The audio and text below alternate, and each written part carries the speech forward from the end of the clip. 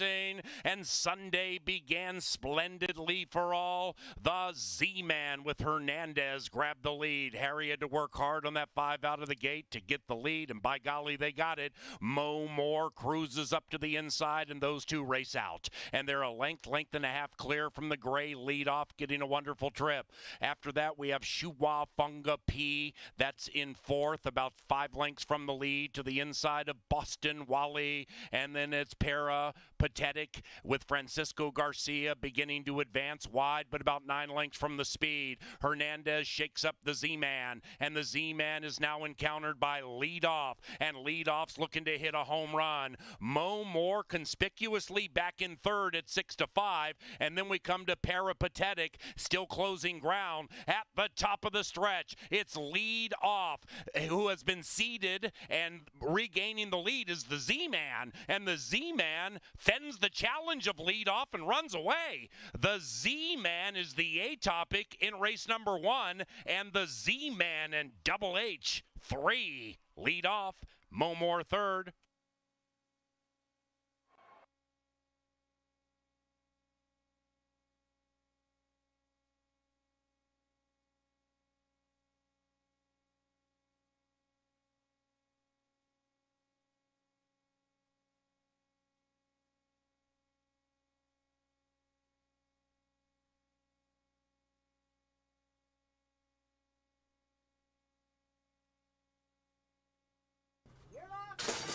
And they're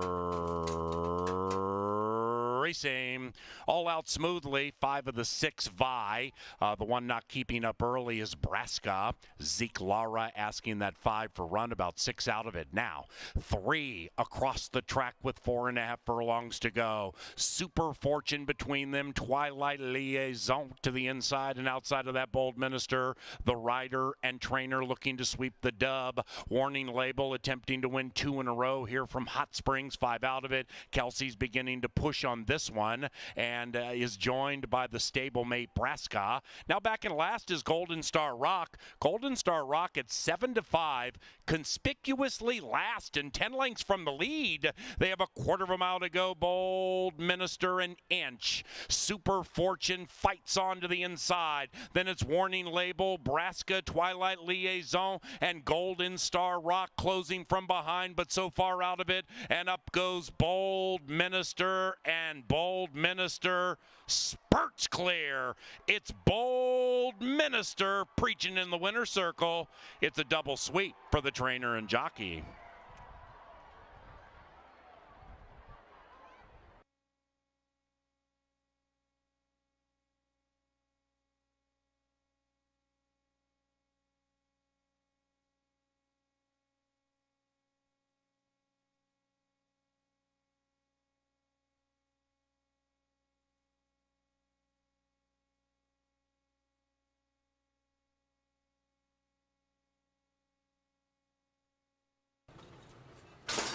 And they're racing. Reina del Sur and Full Speed Astern. Full Speed Astern indeed. And the Minnesotan Nora's Legacy joins them to the outside. And as they head around the turn for the first time, 3 and 1 separate themselves. But Ruben Fuentes and Nora's Legacy want the lead and run away by 2. Reina del Sur with the hot jock is next to the inside of Full Speed Astern. 2.5 behind that to Me Say So. That's the 4, about 5 from the lead as the pace adroitly slows down. Mom's Pass is next, joined by the white horse, Merlin's Sister. And 6 are covered by 6, and they have 5 to go. And Nora's Legacy and Ruben Fuentes a half. Reina del Sur a length and a half. Full Speed Astern wide, but 2 lengths from the lead. Then we come to Me Say So, still sequestered and being asked for a bit of run by Izzy. Then we come back to Mom's Pass, and outside of that, Merlin's Sister at a big price, wide around the turn. Nora's Legacy shoved on. Reina del Sur goes on the attack. Reina del Sur to the outside of Nora's Legacy. 5 clear from Full Speed Astern. Then we come back to Mom's Pass, 6 and 4 doing nothing. Around about the quarter pole, Nora's Legacy fending challenges. Reina del Sur locked in battle with Nora, and Reina del Sur has taken the lead and run away from Nora's Legacy.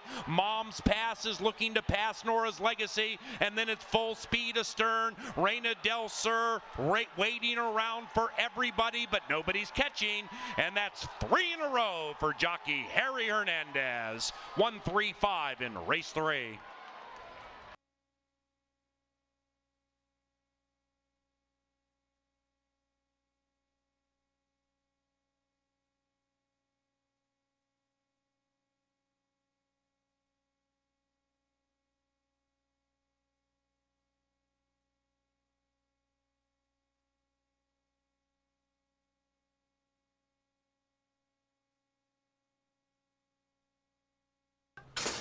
And they're racing. Danzig Star pops out of the gate. So does A Part of My Charm. And A Part of My Charm in her 2022 debut. She takes the lead, opens up 1.5. Missing the point in Izzy. Rallying up into second. Then we come to Chaos Magic, about 5 from the lead. And joined by Eli's Gal. Make that Eli's Girl. Then we come back to White Rose Spirit, 7 lengths behind A Part of My Charm. About to be joined by Miss Tater Tot, the one in last, Danzig Star. 13 covers them. They have a quarter of a mile to go. And Luis Fuentes and A Part of My Charm, uber confident as they head for home. A Part of My Charm at 1-5 has run away from them. And A Part of My Charm is gone. That 6 goes down in class and up in the winner's circle. A Part of My Charm steamrolling. Eli's Girl flying for second. Eli's Girl got second in a photo show.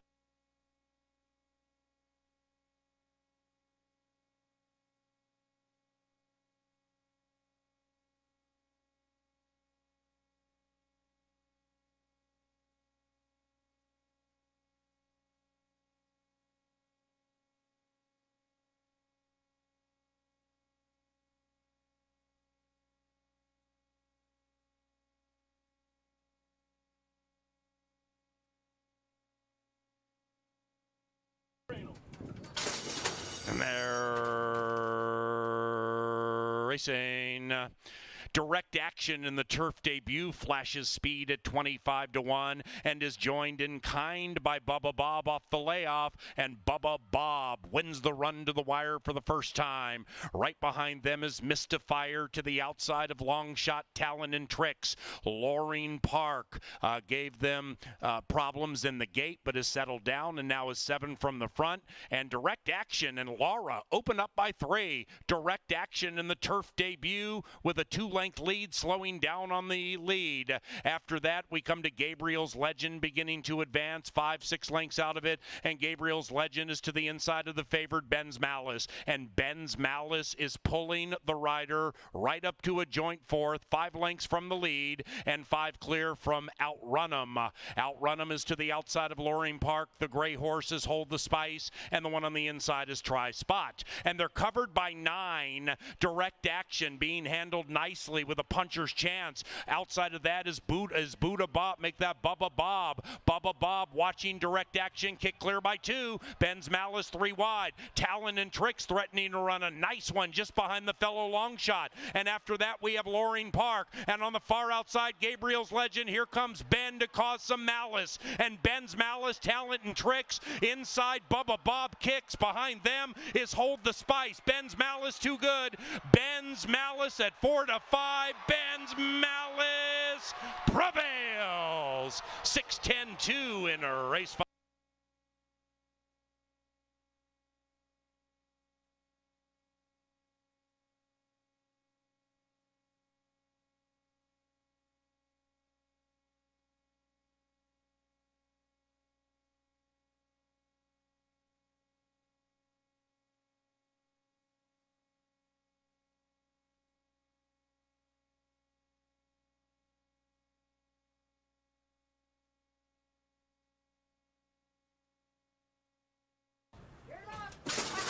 And they're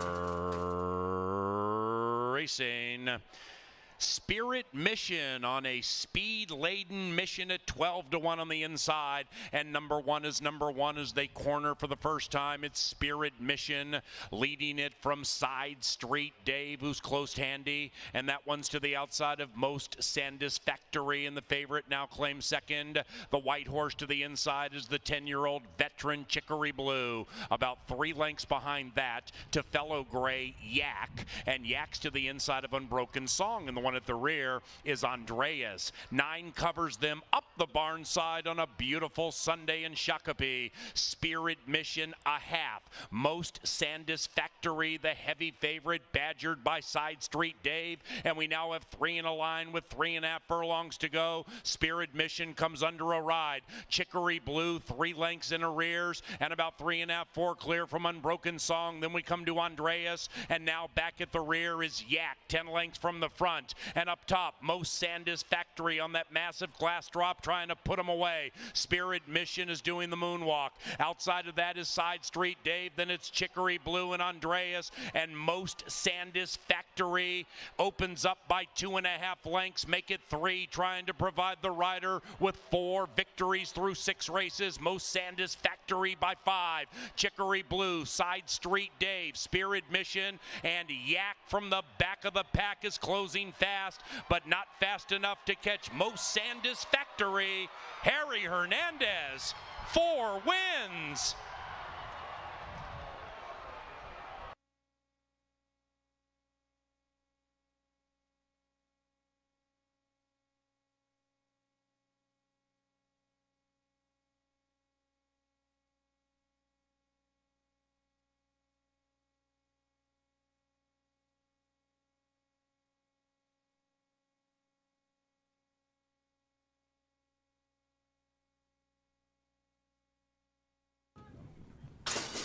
And they're racing, and the turfers came off beautifully. Treasure Run runs to the lead at 60-1. It is Treasure Run and a Rose for Raven. Kids Inheritance between them. The gray is Pinchos to the outside, looking to snack on the field. Dr. Jack just to the inside as they go around the turn for the first time. Tuco Bay, 7 lengths from the front. Hot early pace. Treasure Run, this long shot, picks up the tempo and opens up by 2. Thus the field is well strung out. Calibrate, normally closer to the lead, about 8 lengths out of it, and to the outside of Zuma Rudy, who's beginning to zoom in, blowing right by Devil's Vision. After that, we have Seeking Refuge, and the one in last is Irish Declaration. 13 from front to back into the far turn. Treasure Run and Izzy, about to be joined by a Rose for Raven. Kids Inheritance, 3 wide. Outside of that is Pinchos, that's the gray, 5 wide. Racing to the outside of Tuco Bay, who's trapped to the inside. Next to that one is Dr. Jack. Then we come to Calibrate, nowhere to go. To the inside of 2x2. Behind that is Zuma Rudy, beginning to zoom in, but with not much room. Behind that, Devil Vision to the outside of Irish Declaration. And meanwhile, at 60-1, Treasure Run still leads. Here comes Tuco Bay with a rush. Tuco Bay at 14-1. Minnesota Immortality goes streaking clear. And it's Tuco Bay and Lindy Wade to pull the upset. 3-1-2 in race 7.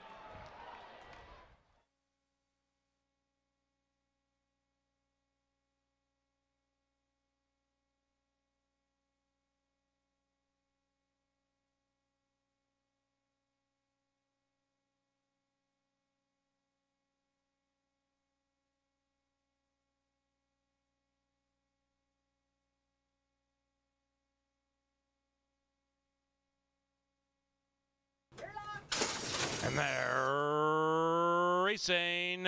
Give 'em heck. Beck pops out of the gate nicely, but not as fast as Lonely Private and Dr. K. Then on the inside, Bayou Colonel in the patriotic colors. That one is about 2 lengths from the lead, and Dr. K shows the way. Then we come back to Sea of Success, tracking coyly, 5 out of it, and about 3.5 clear from Give 'em heck. Beck. 2 after that is Storm in Hong Kong, 10 lengths from the front, and 2.5 clear from Name Rejected. Lonely Private kicks away by 1. Lonely Private from Dr. K, C to Success on the move. After that, we have Bayou Colonel, 8 out of it, going the wrong way, overtaken by Give 'em Heck Back, Stormin' Hong Kong, still 10 lengths from the lead, and after that, it is Name Rejected, and now they come charging down the Canterbury Park stretch. C to Success and Chirinos go by Lonely Private, and it's C to Success, Stormin' Hong Kong finishing fast on the outside of Give 'em Heck Back, but it's C to Success flowing beautifully. C to Success from Stormin' Hong Kong and Give 'em Heck Back. C to Success prevails.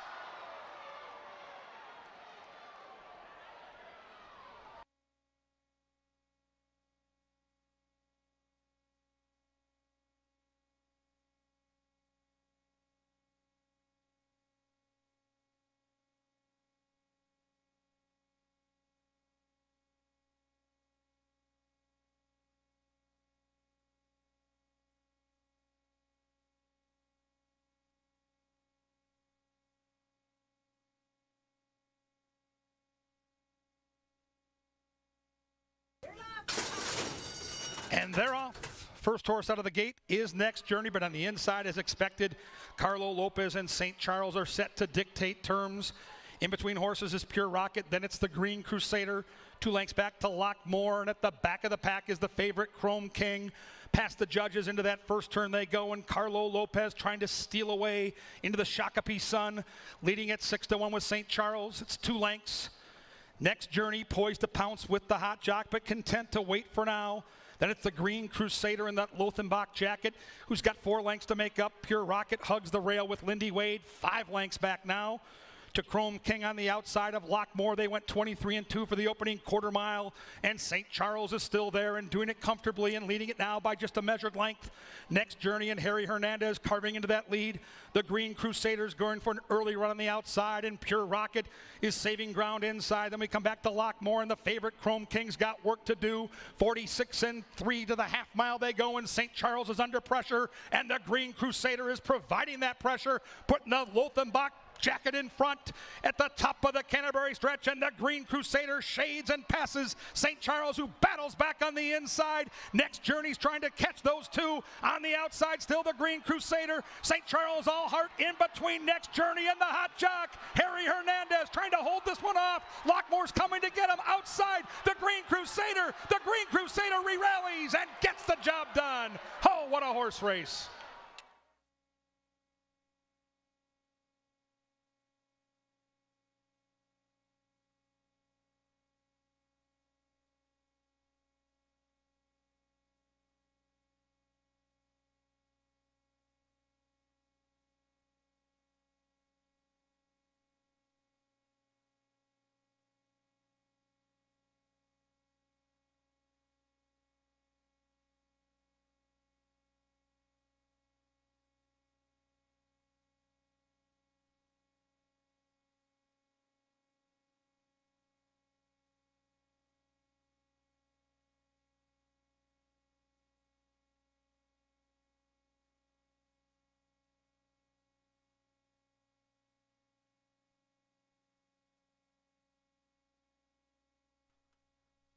Ladies and gentlemen, please rise for the playing of our national anthem.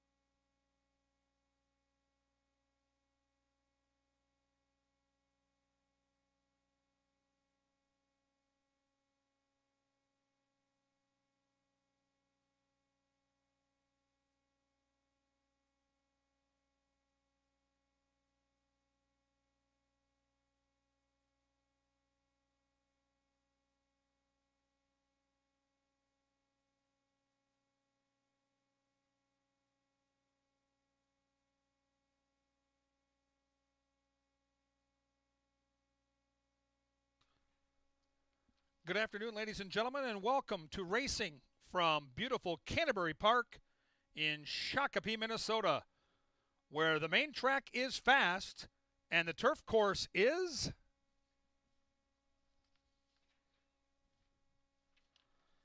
If you'll get your programs out, we will go over the changes on tonight's card.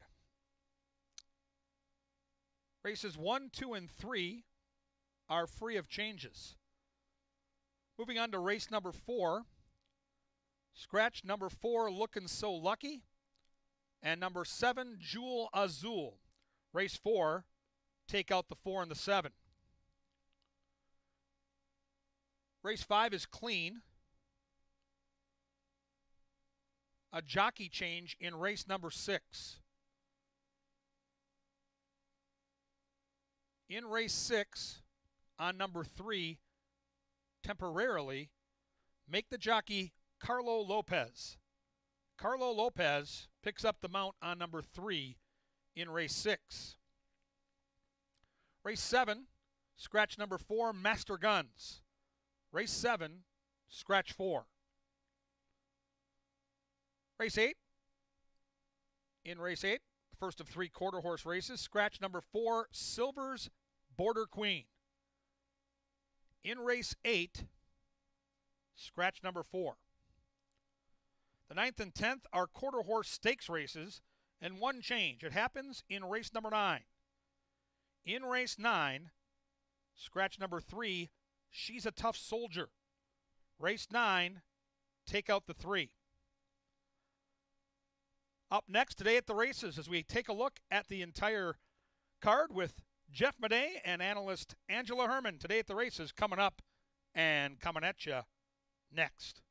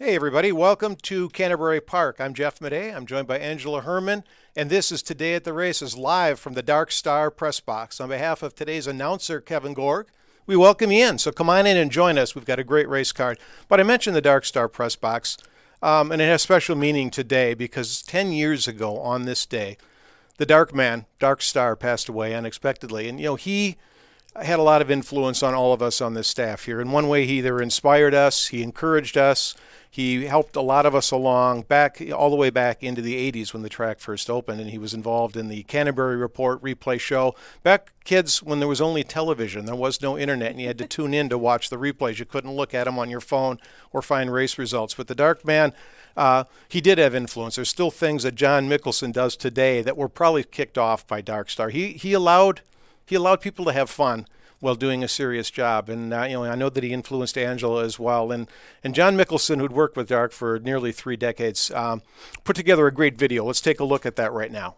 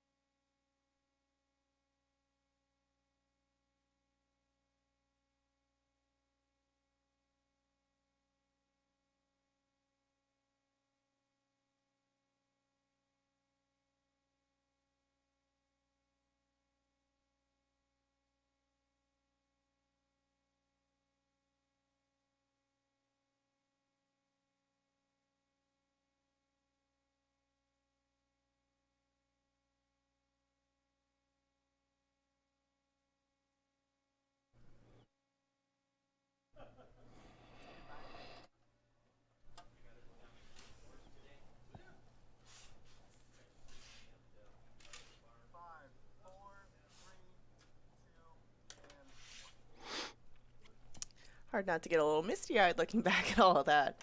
He did impact all of us in very different ways, but at Dark Star's memorial, I think that it's probably the most colorful mix of friends, stories about him, and just different experiences that everybody got with him while he was with us. I know me personally, one of my favorite memories with him was the Broken Downs. The Broken Downs was a contest we ran up here for years, and Dark always wanted to win it. And with a little group effort between me, him, and a couple of others, we finally got it done, and it was retired after Dark Star, and I pulled that one off. And I remember, I was just asking you before we did this, there's a story that Eric Hallstrom told of Dark Star, where he actually, I guess, pulled someone out of diabetic shock when they were down in Louisiana by giving them gum or Coke or something like that. I mean, that's the wide range of, I guess, personality that Dark had. He could be very soft, helpful. He could be very loud. He could just be just about anything that you asked him to do, and that was one of the coolest things about Dark. Yeah, he had a lot of connections. He introduced us to a lot of people. You get that call, write this number down, and and then you knew that an adventure was about to start because he was going to get you into something that you weren't ready for, but eventually you would enjoy. And we all have great stories with the Dark Man. He'd never be bored. Yeah, absolutely. We miss him here every day, and it was just a lot of fun. And that it's hard to recreate that. There'll never be another Dark Man. Which leads me to a story when we're going to talk about our own pick 4 and pick 5 here. I remember it was I don't know if we had a pick 4, and that's the thing. You can tell stories, and in honor of Dark, they don't have to exactly be true the way they happen. You got to embellish it a little, but I remember sitting over on the glass in the press box, and he was at the betting machine. And Mose, who you got in this pick four? It was pick four, pick three. What I shouted out some numbers. It was like a $6 or $8 ticket, right? But it was long shot after long shot after long shot comes in. I'm thinking this is going to be great. It's going. Our pools weren't huge back then. But so it comes in, right? And I can't remember the exact payout, but it was disappointing. And I ran into Rick Dahl, longtime handicapper. He hit it too. He says, it didn't pay anything. I said, yeah, I know. So I called Darkman that night and I said, Dark, hey, great news. We hit the pick four. It only paid whatever. And he says, oh, that's great, kid. You can keep the ticket. And that's when it dawned on me that he must have hit that repeat button multiple times because he cashed in for size, and I got the scraps. But I'm sure you weren't alone. No, that was the Dark Man, and that those great stories. But our pick four, of course, the post time pick four with the 10% takeout, which is the lowest in the country, starts in the first race every day. Last week it handled $121,000. That's a lot of money. You figure with a 10% takeout, that's a lot of money returned to the bettors. So that's a great innovation that we've added this year. And of course, the pick five as well is back again, a traditional pick five. We got rid of jackpots long ago. No more jackpot bets. And the pick five also has a 10% takeout. That's every day on our final 5 thoroughbred races. So a great chance to put together some tickets. And the races, you're going to get some good guidance here from Angela, from Kevin Gorg, some things that you can help find your way to some riches. And I think those are all worth playing for sure. So the pick four, post time pick four starts in the first race, 10% takeout. Pick five, last 5 thoroughbred races every day. Well, and we introduce your favorite quarter horse racing tonight. So again, that pick five is going to start fairly early in our card. Make note of that, as we do not include the quarter horse races in that pick five. We're going to take a short look at the jockey and trainer standings. And there is an outstanding new member of the jockey colony that's leading the way at the moment. That's Harry Hernandez. He had quite a weekend last week, and after kind of a slow start opening week, he reeled off win after win after win. And even if he didn't win, he was moving horses up through the weekend. You can see 12 for 48, but Lindy Wade not far behind, 10 for 41. You will see a lot of those top 3 tonight. I mean, you see the names all across the board. There's not anybody that's pulled away too much at this point the way Mac Robertson has. He's put 11 and a 5-win margin on Joel Burnt, Robertino Diodoro, and Tony Rengstorff, both 4 apiece. The Stewart barn and the Richard barn, with more limited numbers, still have done very well. You can see 3 for 15, 3 for 13. But Mac Robertson, I suppose, the training story of these first couple weeks of our meet, everything it seems that they have been sending out from that barn has been firing. Now, you'll probably hear that tune a lot with the Jason Olmstead barn. He and Escobedo, as go-to guy for that barn, will team up with a few runners tonight. But in the last, Beep Beep Rev is going to try to go 2 for 2 lifetime. I would imagine somewhere in the neighborhood of even money, but if you are looking to play the quarter horses late in the card, I think that this filly stands an excellent chance to go 2 for 2. I, again, don't think that you'll get much of a price, but if you're looking for some sort of anchor in your pick threes, your doubles, or if you just want to get out bet at the end of the night, we probably don't have a chaser tonight, this can be your version. Beep Beep Rev in race 10. Nice play there. And Olmstead's going to be a force here. I had a chance to talk to him last night a little bit. He's down in New Mexico where he'll spend most of his time. He's got horses here, Prairie Meadows, and in New Mexico. But, he sent horses up here like Juices Loose is on the grounds here. Linder 16, who's an absolute champion, is here on the ground. So if he can find races for them, I think we're going to see some of the best horses really in the Midwest running at Canterbury Park this year. So that's a lot of fun. But tonight he's got the stakes races surrounded. In fact, I think he's got the first quarter horse race too with Chloe's Magic, who is not supposed to lose this race according to him. Now, we've said this last year about that horse, Chloe's Magic. I thought that she would have broken her maiden by now. She hasn't, but she's going to be the big prohibitive favorite. He'll have the favorite in the next race, the North Star State Derby, with a $28,000 purse. And then he'll also have your play of the day, who will be favored for sure in the North Star State Futurity. So you're going to have to look at the Olmstead horses if you're playing the quarter horses. Now, does he win every race? No. He's probably a 30% trainer here at Canterbury. So that means you can beat him in the right spots. But when you have to play him, you have to play him. And there's still money to be made in the exactas, the tries, the super pools. So I think that's a way that you can approach it. And he's won 7 titles. What are the odds that he wins number 8 this year? I mean, they're pretty good, at least from how his opening night is going. And it's tough because he has some of the better Minnesota breds that we've seen over the last 5 years. I mean, Dickie Bob isn't here yet, but I assume he will be coming up here. And you just see a lot of the names come back because they do a good job in keeping these horses going, not necessarily giving them a whole bunch of miles outside of Canterbury Park and really aiming for this meet. So we do see some of those Minnesota stars come back to that barn over and over again, but we get to enjoy them over and over again. They're not the most parimutually valuable animals, but it is fun to follow along as they do go into 6-7-year-old careers and still are at the top of their game. So as much as it might be hard to make money on him night after night after night, it is really fun to watch the members of that barn come back and enjoy success here where we can watch them front and center. I mean, they don't always get to do that at Remington Park or anywhere else, but here is their stage, and they get really fun to follow. No, you're right. Yeah, Olmsted's got a really good barn, and for the limited quarter horse meet that we run here, we see some pretty nice horses. In fact, I believe Danger will be up here. He was the champion quarter horse last year. He's going to be back at Canterbury Stable. Looking forward to running a race here as well. So enjoy the quarter horses. Andrew's right. Maybe you're not going to make a ton of money in the straight wagers, but get creative, make some plays, beat the chalk when you can, because they're going to be overbet in a lot of cases, even if they're not the most logical winners. So you can have some fun with the cues, and we welcome them back. Kevin Gorg is going to be our race caller tonight. Paul's on assignment, I believe, in Nevada somewhere. He'll be back again tomorrow to join us, but Kevin's going to take you through the entire 10 races. Angela will be out in the paddock. They'll be splitting some duties, giving you pick fours, pick fives, all sorts of other action. We're about 11 minutes away. Kevin will get you into the pick four, the post-time pick four with the 10% takeout. And then in about 10 minutes, we're going to, in the honor of Dark Man, load him up and let him rip right out here at the park. Thanks for joining us.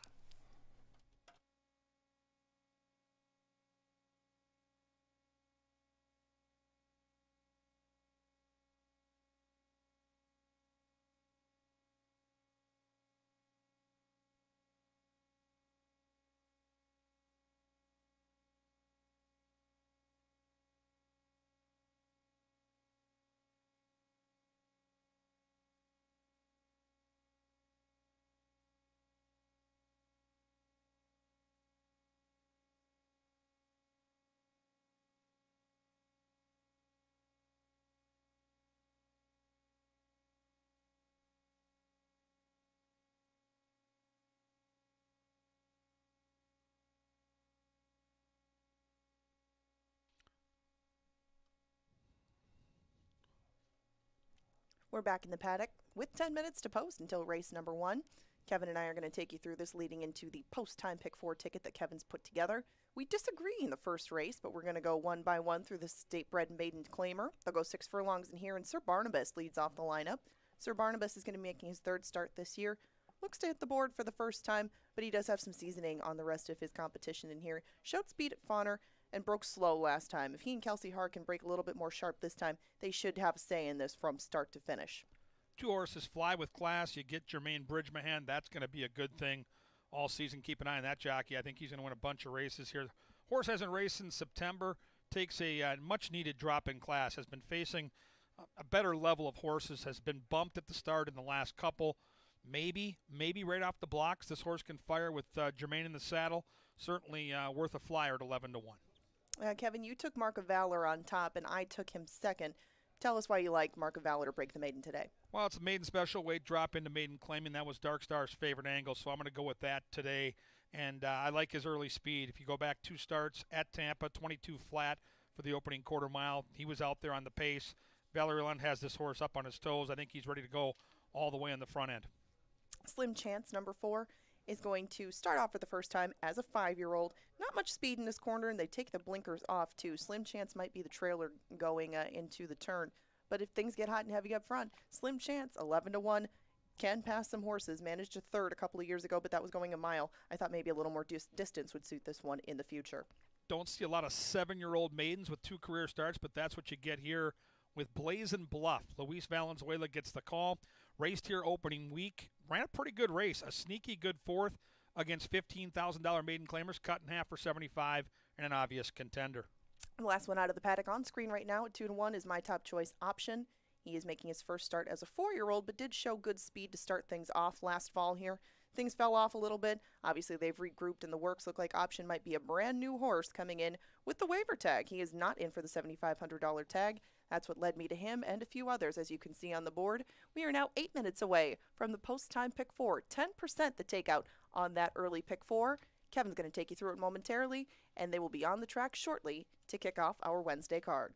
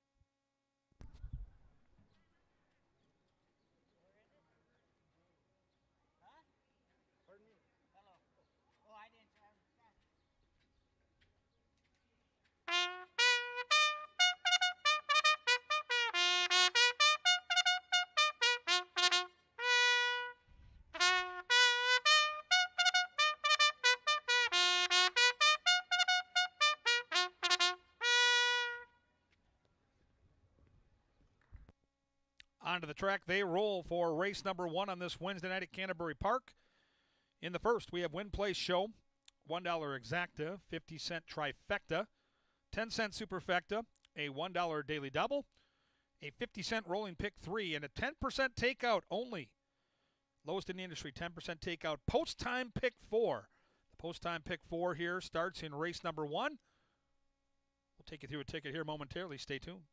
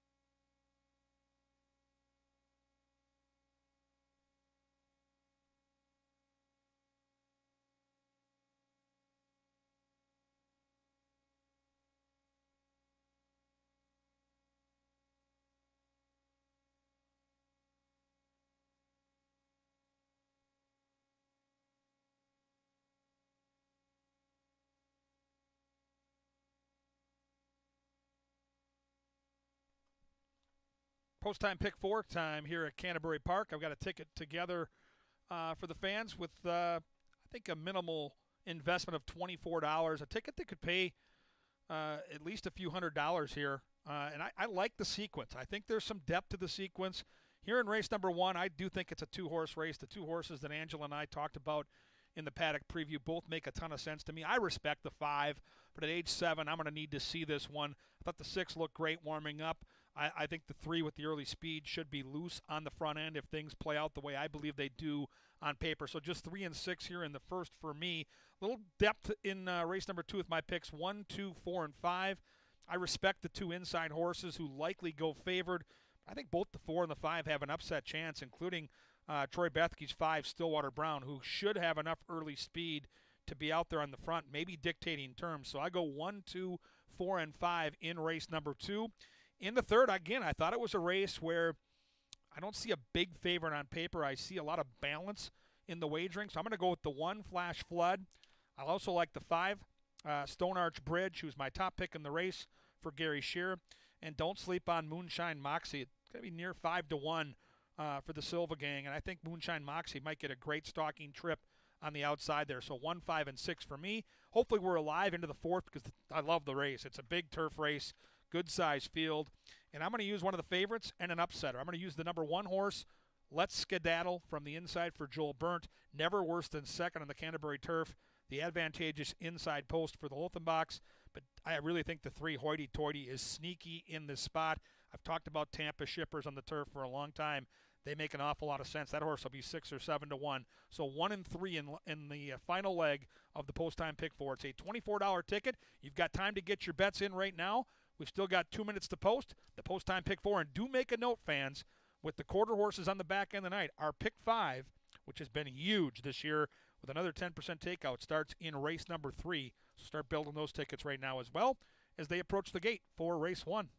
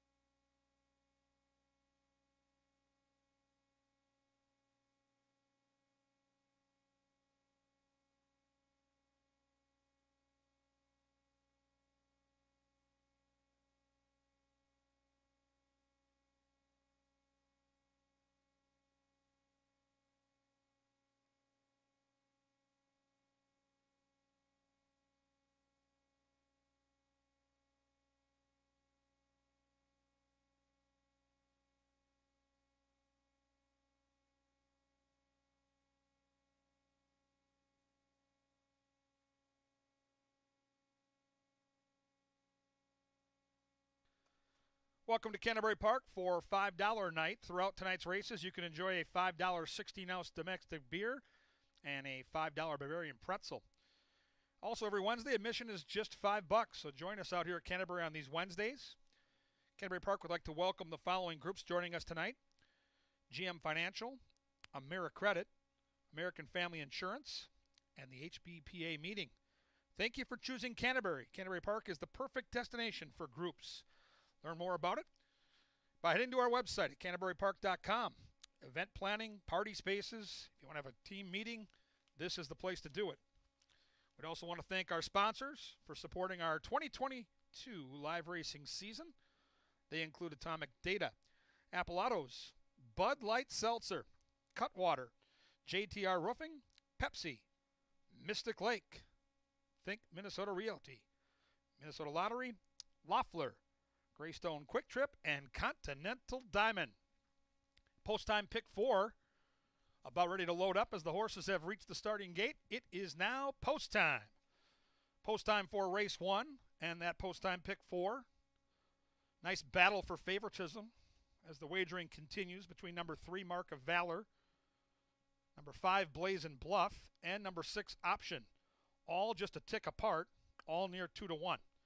As the field moves in line, Minnesota-bred maidens here, traveling 6 furlongs.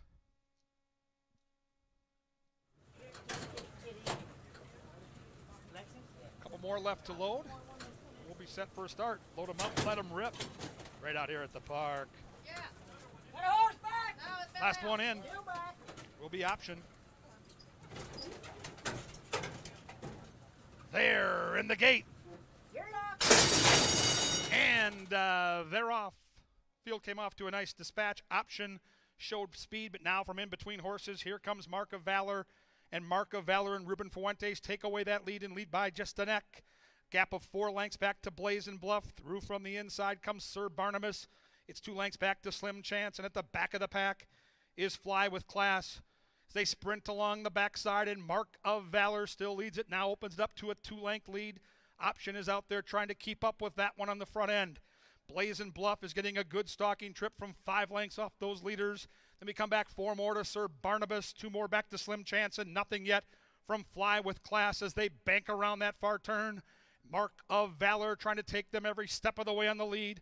Leads it by 3 lengths now. He's opened up 3 on option. Sir Barnabas is spinning the wheels. The others have got work to do at the top of the Canterbury stretch. And it's still Mark of Valor who's out here cruising on the lead. The lead is opened up to 5 now. Fuentes gets busy on Mark of Valor into the final furlong, and this race is over. Mark of Valor took the lead early and never looked back. He's going to hit the wire 5 to the good. Option for second. It's close for third, and a late charging Slim Chance gets up to complete the trifecta.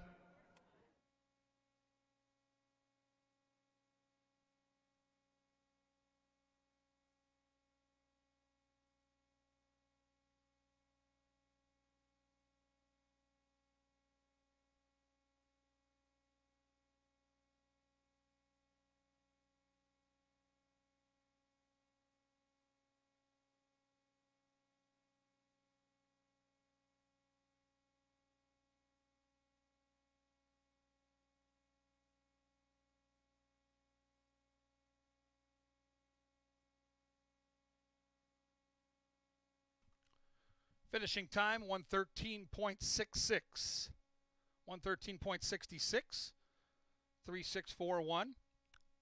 Still unofficial.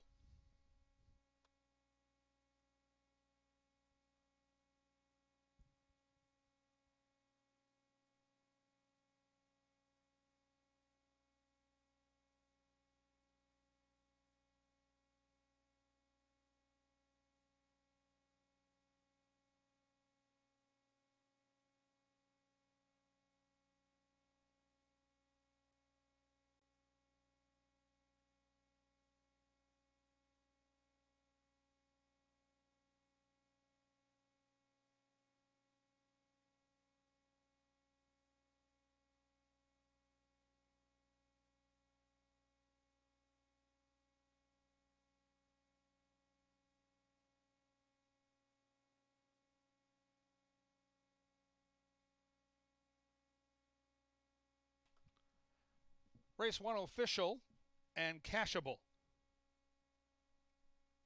Second favorite gets the money, $5.40 for your win ticket on Mark of Valor. That 50-cent trifecta paid $15 even. The 10-cent superfecta, $7.26. The Jerry Kuzman 3-6 exacta for $1 paid $5 even. On deck, our second event. Stay on a fast main track. No scratches or jockey changes in race number 2. Do remember that the 10% takeout pick 5 starts in race number 3 tonight with 3 quarter horse races on the back end, including a couple of quarter horse stakes races. Start building those pick 5 tickets starting in race 3 post haste.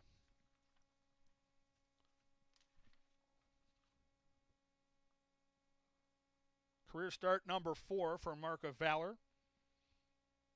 Raced here opening week against tougher competition. Had a troubled trip, but gets it all right tonight. And into the winner's circle goes the official winner of our first race, number 3, Mark of Valor. Mark of Valor is a 3-year-old bay gelding by Attaboy Roy out of Making My Mark. Foaled right here in Minnesota. The winning owners are Christine Boyce and Valerie Lund. And the winning conditioner is Miss Valerie Lund. The winning jockey is Ruben Fuentes. Congratulations to the connections of the victorious Mark of Valor. Race 2, fast main track, no changes at the gate in 22.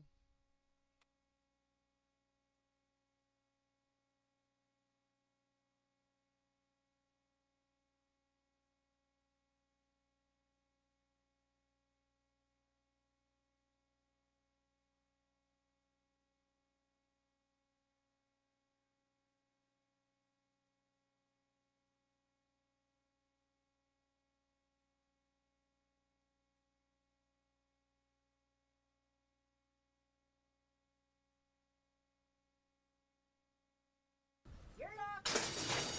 And they're off.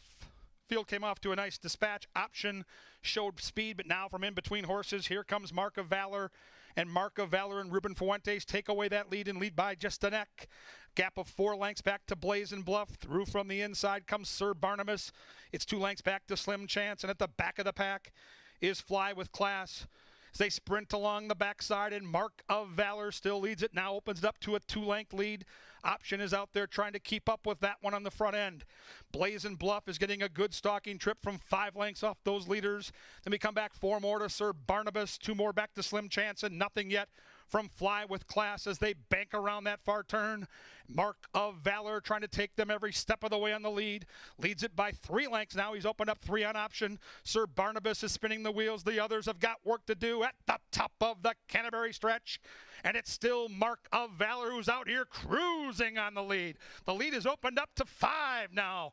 Fuentes gets busy on Mark of Valor into the final furlong, and this race is over. Mark of Valor took the lead early and never looked back. He's going to hit the wire 5 to the good. Option for second. It's close for third, and a late charging Slim Chance gets up to complete the trifecta.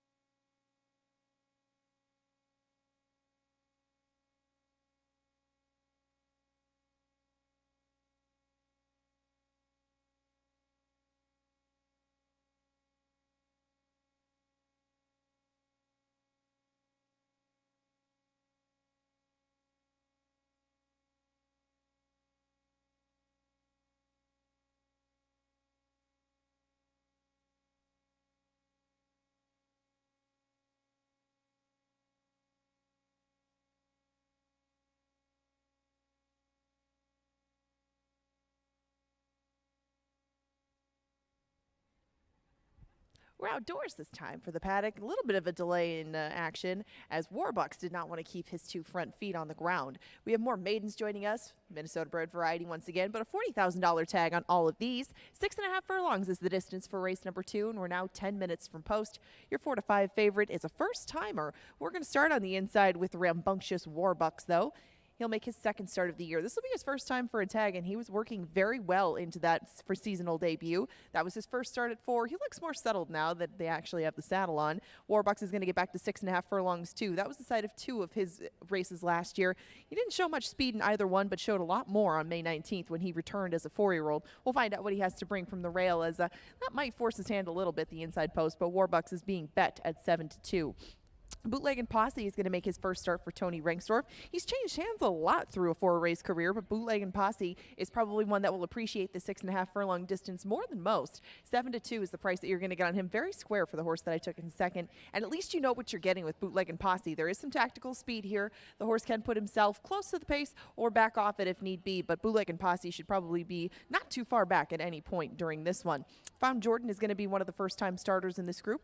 Found Jordan doesn't have quite as many works as the horse to his outside, but Found Jordan might be looking for a little bit more ground down the road. I don't know. We find out today. But he does have a snappy little blowout leading into this on May 18th. 19-1 is the price that you're going to get on Found Jordan in his debut. Not the case for the horse who is outside, 4-5, and he makes a good impression down here in the paddock. That is Uncle Al's Pal. You see a couple of starts for him last year, both of those just real short ones, and they stopped on him until March of this year. But it looks like he's returned as a better horse as the times moved up a little bit. Obviously, they're not like out of this world, or he would probably be in for a maiden special weight, but he is in for 40, where he had an option to go for a much shorter tag, and Uncle Al's Pal is taking plenty of support at the windows, and he remains your 4-5 favorite. Stillwater Brown showed a big improvement from age 2 to 3. He showed more speed last time and hung on for 3rd at 31-1 behind Holden Tight, but also behind Bootleg and Posse. Still, 10-1 pretty fair if you do like Stillwater Brown, as you know what you're going to get with this horse. He'll probably be close to the pace, and he should take these a good part of the way. He's getting a little bit warm down here. It's not hot down here tonight. Wildcat Hagrid on the outside is now 4 starts deep into his career. All of those as a 4-year-old. If you're looking for the seasoning edge, this one definitely has it. And Harry Hernandez, our leading jock, will hop aboard. 8-1 the price on the outside runner. We're now 8 minutes away from race number 2. If you want to bet it, you can do win, play, show, exactas, tries, supers, doubles, and pick 3s. If you are live in your post time pick 4, good luck keeping it rolling. They're headed to the track now. They'll break for the 2nd in 8.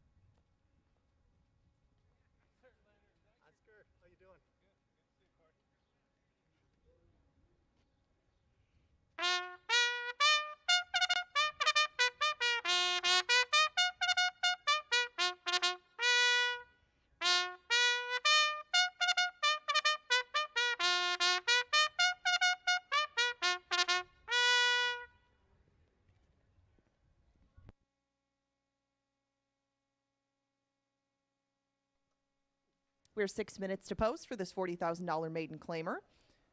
Your 6-5 favorite remains Uncle Al's Pal. Win, play, show, exacta, trifecta, superfecta, pick 3, and double wagering all available. We are now 5 minutes to post for race number 2. A reminder to everybody that the Canterbury Concert Series tickets are now on sale. You don't want to miss this year's concert series, including Everclear, Melissa Etheridge, Cloud Cult, Anderson East, and many more. Check out www.canterburypark.com for information and ticketing. Don't miss the first cute competition of the year. That's right, the Bulldog Races are back. They return this Sunday. You're going to want to watch the Bulldogs run down the track between races. We have face painting and pony rides for the kids. Remember, that is all this Sunday, June 5th.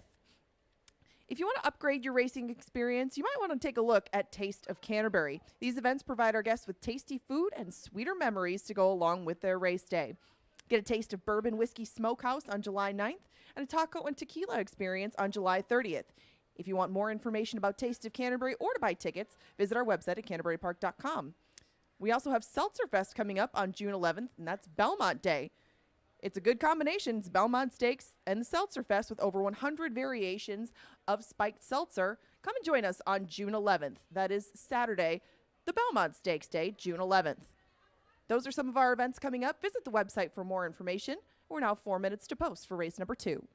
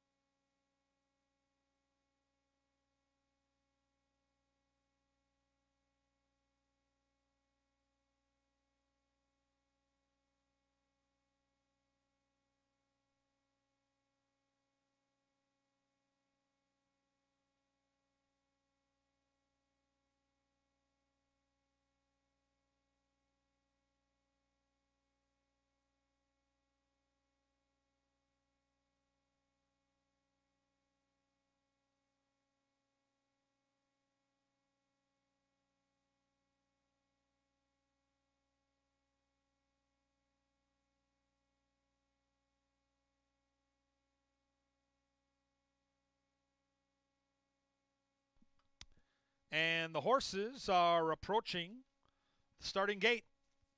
Inside a minute now to get your bets in. What could be better than a summer evening spent at the racetrack sampling tacos and tequila? This Saturday, spice up your race day with the Taste of Canterbury. Hand-selected and freshly made Mexican favorites, including classic tacos, bowls, some cake, and top it all off with perfect margarita or tequila flight while enjoying some live entertainment provided by Los Rebeldes. It's the Taste of Canterbury, and tickets are available. Head to CanterburyPark.com. Second half of the daily double as the horses now head to the back right corner of the track. They're going to come out of the chute at this 6.5 furlong distance. These are, again, Minnesota-bred maidens looking for career win number 1. As I mentioned earlier, our pick 5 has been quite bountiful here in the early part of the meeting. Just 2 weeks into the season, we've had a 50-cent pick 5 pay over $8,400. We've had a couple more pay over $1,300. Our 10% takeout in the pick 5 here at Canterbury is the lowest in the industry. That pick 5 will start in race number 3, so you should be starting to put those pick 5 tickets together. Another chance to score for hundreds, maybe even thousands tonight in the Canterbury Park pick 5. Right now, those second half of the daily double, second leg of the post-time pick 4. And once again, a nice battle for favoritism between the two, Bootleg and Posse, and number 4, Uncle Al's Pal. One of the two making their racing debut here. Both the 3 and the 4 are making their first career starts. Horses are at the starting gate. It is now officially post time for race number 2. Getting help from the assistant starters, Warbucks and Luis Valenzuela, along with Uncle Al's Pal and Stillwater Brown, half the field in. Got it. Bootleg and Posse moves in. Just 2 more left to load. Debuting Found Jordan with the lovely Kelsey Haar Still and Wildcat Hagrid we're on. with Harry Hernandez. A 6-pack traveling 6.5, and here they are. No. There in the gate. And they're off. Slow start for the debuting Found Jordan. Fast start for Stillwater Brown. And Stillwater Brown takes the lead, but is joined in kind by Bootleg and Posse and Wildcat Hagrid on the outside. Then we come back to Warbucks. 2 more back to Uncle Al's Pal. And at the back of the pack is Found Jordan as they bank on to that backside. And then we have a pace duel. The outside 2 horses, Wildcat Hagrid, joined by Stillwater Brown. And now up the inside to intensify that pace comes Bootleg and Posse. Warbucks getting the perfect stalking trip from 4 lengths off that front marking.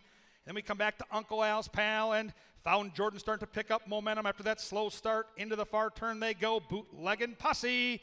Bootleg and Posse from Stillwater Brown. Wildcat Hagrid having a hard time keeping up. Warbucks is spinning the wheels, and Found Jordan has still got 9 to make up. Bootleg and Posse looking good here. Bootleg and Posse by 2. Stillwater Brown trying to keep up with that one. Wildcat Hagrid and the others have got work to do. Top of the Canterbury stretch. And it's still Bootleg and Posse who bootlegs to a 6-length lead. Stillwater Brown out after that one. Wildcat Hagrid still there. From the back comes Uncle Al's Pal. But in the final football field, you can ring up the cash register now if you bet the 2. Bootleg and Posse looking good.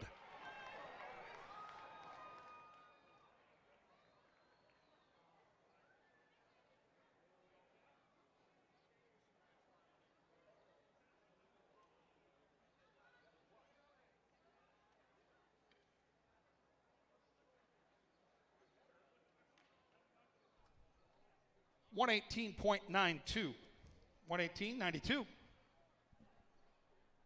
Blowout City here in the first 2 races. 2-5, 4-1, still unofficial, so hold those tickets.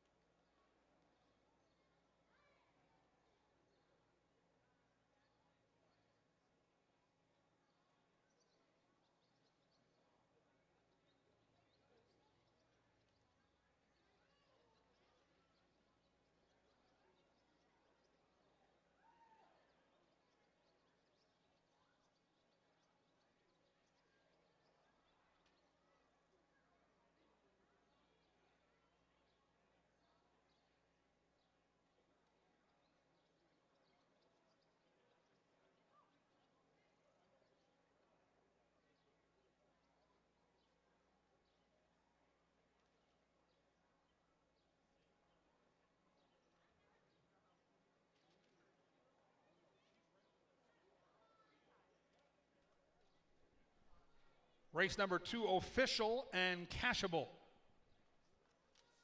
The Al McAdam 2.5 Exacta for a buck pays $23.40.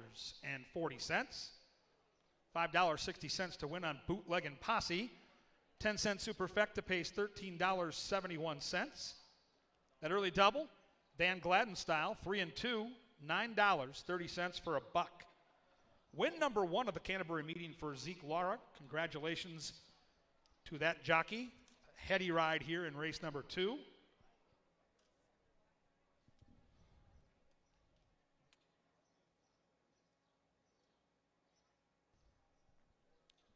Crowded winner's circle here for career win number 1 for Bootleg and Posse. Good looking Minnesota bred here. Off the claim and into the winner's circle. Excellent win here. This afternoon on deck we have our 3rd race. No scratches or jockey changes in the 3rd on a fast main track. Getting set to meet up with that crowded winner's circle is number 2, the official winner of our 2nd race, Bootleg and Posse. Bootleg and Posse is a 3-year-old dark bay or brown gelding by Caleb's Posse out of CC with Water. Foaled here right in Minnesota. The winning jockey is Zeke Lara, and the winning trainer, Minnesota's own Tony Rengsdorf. Congratulations to the connections of the good-looking Bootleg and Posse here in race number 2. Race 3, fast main track. As I mentioned, the start of the 10% takeout pick 5. Start getting those tickets ready. The pick 5 starts in 22 minutes.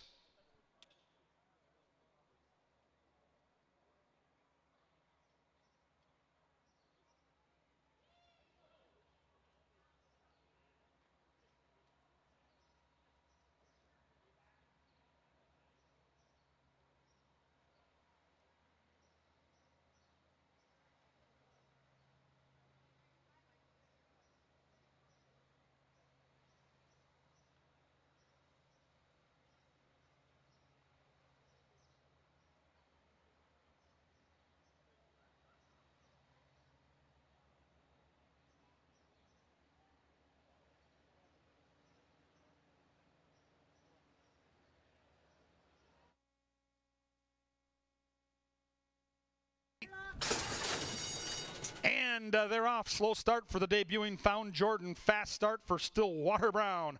And Stillwater Brown takes the lead, but is joined in kind by Bootleg and Posse and Wildcat Hagrid on the outside. Then we come back to Warbucks.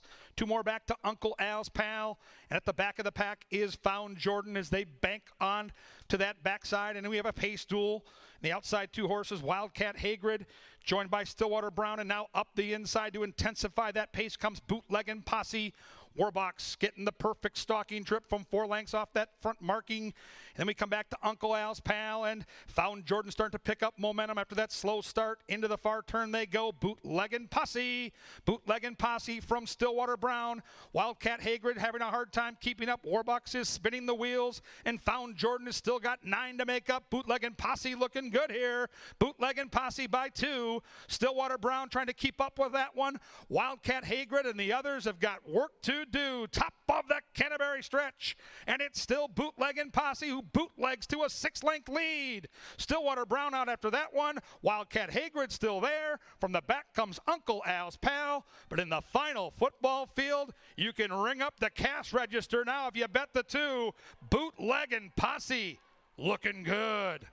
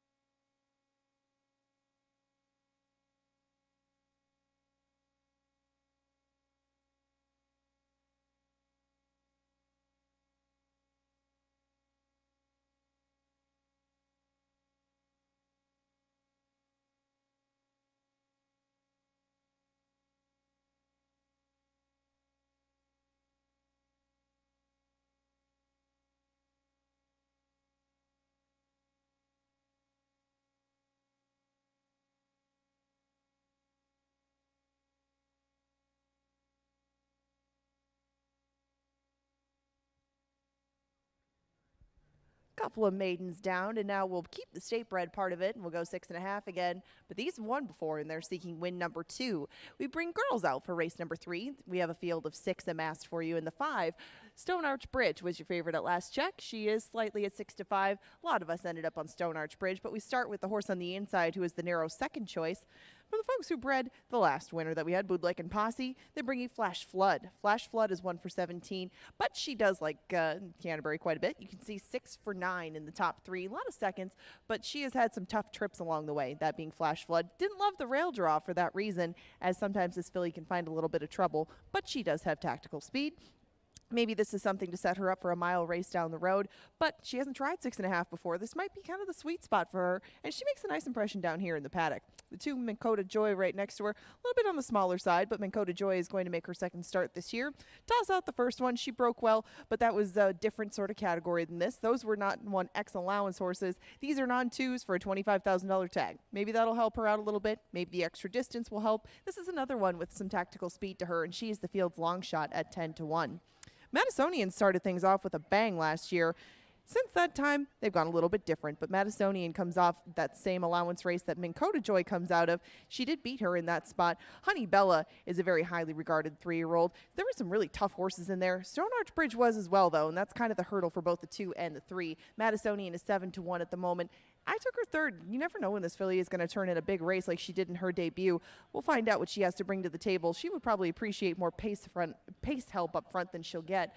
But the pace looks to come just from her outside. Recent maiden winner, Hot Habanero, won by 11 on May 21st. Hot Habanero will try to put those back to back.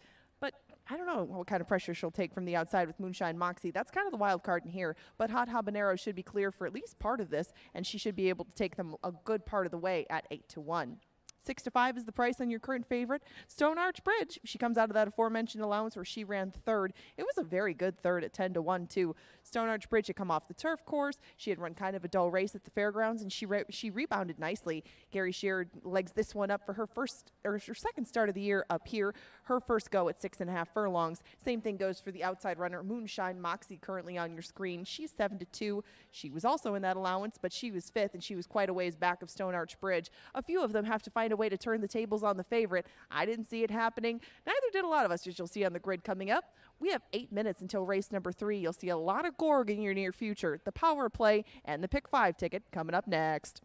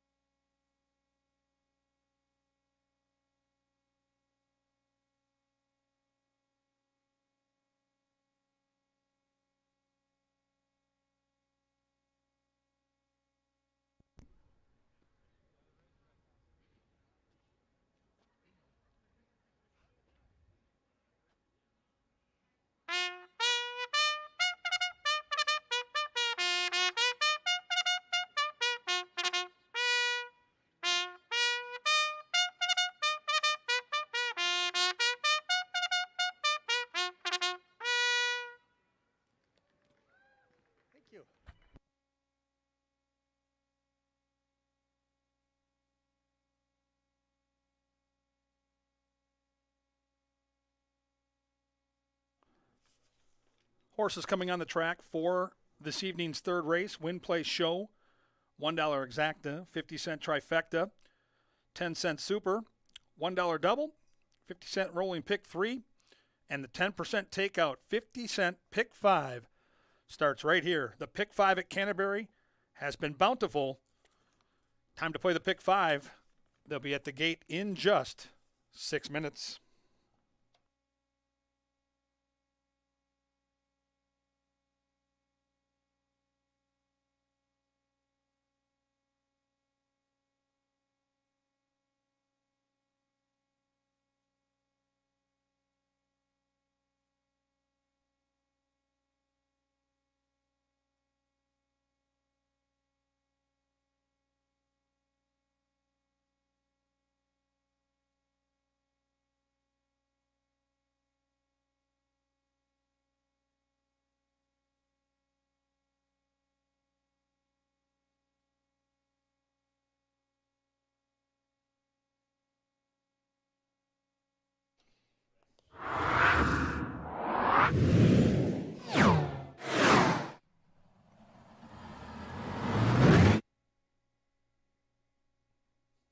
Kevin Gorg with you in the Canterbury Park press box. Time for the power play of the day. Hopefully you can use this horse in your pick 5 wager and make some money. It's going to come up late in the sequence. In fact, the final leg of said pick 5, race number 7, number 6, Enough Nonsense. Now, we're not going to go back and watch a replay tonight, but we are going to take a look at these past performances. I want you to get comfortable looking for certain tells along the way when you see this blank piece of paper, and then mark it up accordingly. And you'll take a look here at some of the, what I deem, most important factors. Number 1, right down here, the trainer-jockey combination is a window into how successful this jockey is for this barn. 43% when Harry Hernandez rides for Miguel Jimenez. Then you go back, you're looking for speed. This is a 5-furlong turf race. Hernandez rode the horse in February, fast fractions on the front end. They went wire to wire. Lower left-hand corner, we have a workout at Canterbury that tells you they are going to be showing speed. It's a 3-furlong breeze in 36. Then you look at the turf numbers up here. 9 starts on the grass, 4 for 9 in the money. It's a 5-furlong race. Here you see the claiming tag. Here you see who this horse has been facing. To me, it looks like a class drop, a hidden class drop for the power play. It's in race number 7, number 6, Enough Nonsense.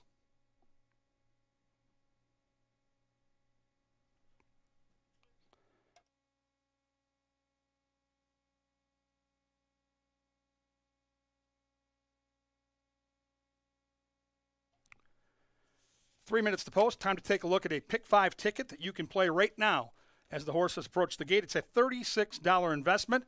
Here's the ticket I've come up with. Here in the third race, I don't see any standouts that are locks, so I want to use 3 horses. The 1, Flash Flood from the inside. The 5, Stone Arch Bridge, my top pick in the race. And the 6, Moonshine Moxie, who I think gets a great stalking trip. Then in race 4, just a couple of horses, a favorite and a long shot. Number 1 is one of the favorites. Let's Skedaddle with speed from the inside. Never worse than second in 4 career starts on the Canterbury turf. My long shot is the 3, Hoity Toity, who should be charging late, 1 and 3 in race 4. In the 5th race, I'm going to spread a little bit. I'm going to use the 1, the 5, and the 7. Marquee Ride is the 1. 5 is Thrill Ride, my top pick. And then don't sleep on the 7, who looks like maybe Magic Castle could be Lone Speed. Single time in the 6th, I'm all about Mac Robertson's Extreme Gem. Ran against a monster last time at Keeneland. Stretches out, is bred by Tappet. Should not be a problem. I think the 7 is in crush mode in race 6. To close it out, even though I've got my power play, I wanted to use some depth. Wide open claiming race on the turf. 3, Major Attraction. 5, American Union. 6, Enough Nonsense, who I believe with Harry Hernandez gets the lead. And then the 7, the big closer, Marvelous Thunder with Kelsey Har, who's going to be 6, 7, maybe even 8 to 1. $36 ticket. It's the pick 5 at Canterbury with a 10% takeout. You can't win it if you don't get in it. It could be hundreds, maybe even thousands tonight. Good luck with that pick 5. The horses will be at the gate in just 2 minutes, so get those bets in now.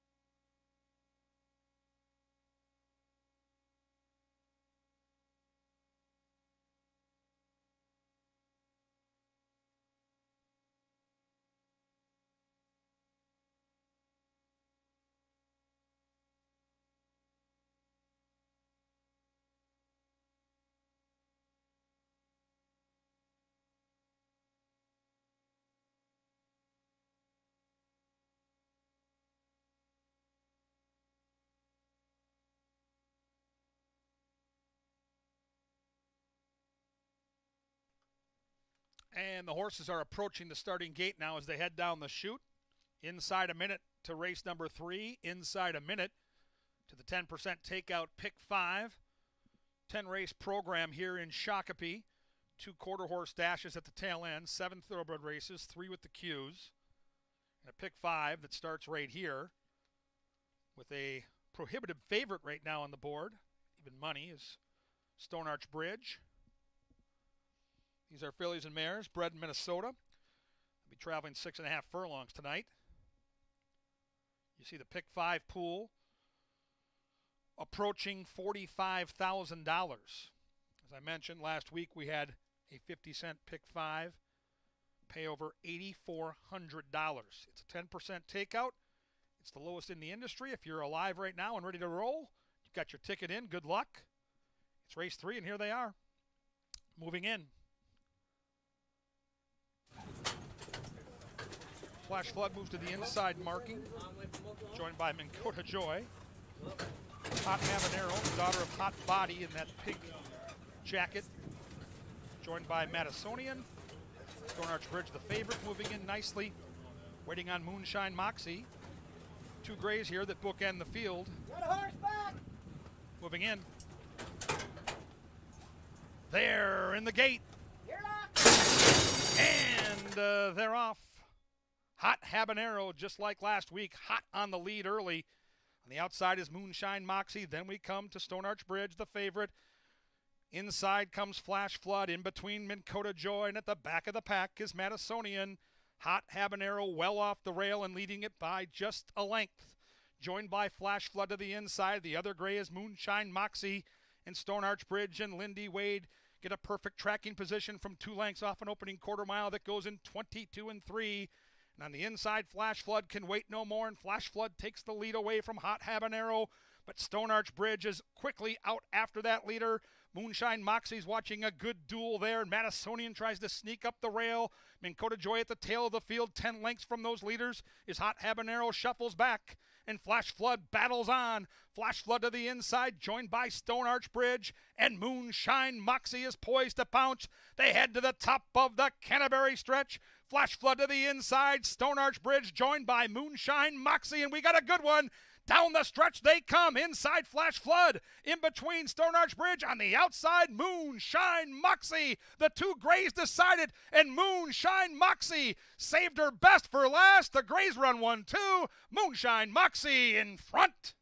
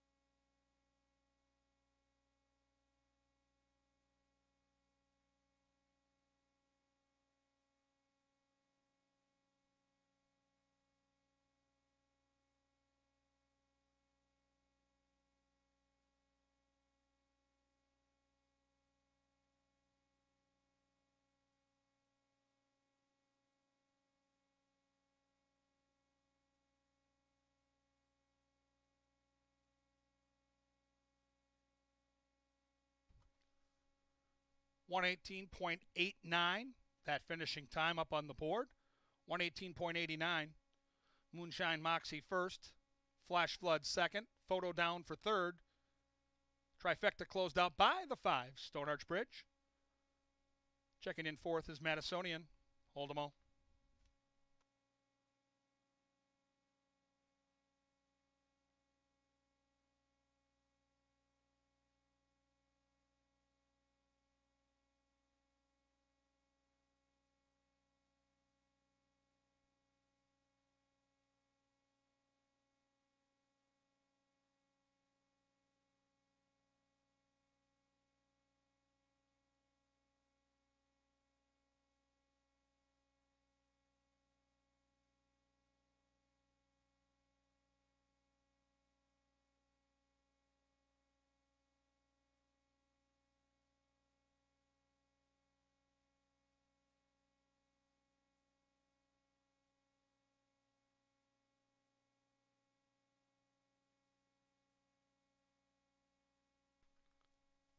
Race 3, official and cashable, $11.20 for your win ticket on Moonshine Moxie.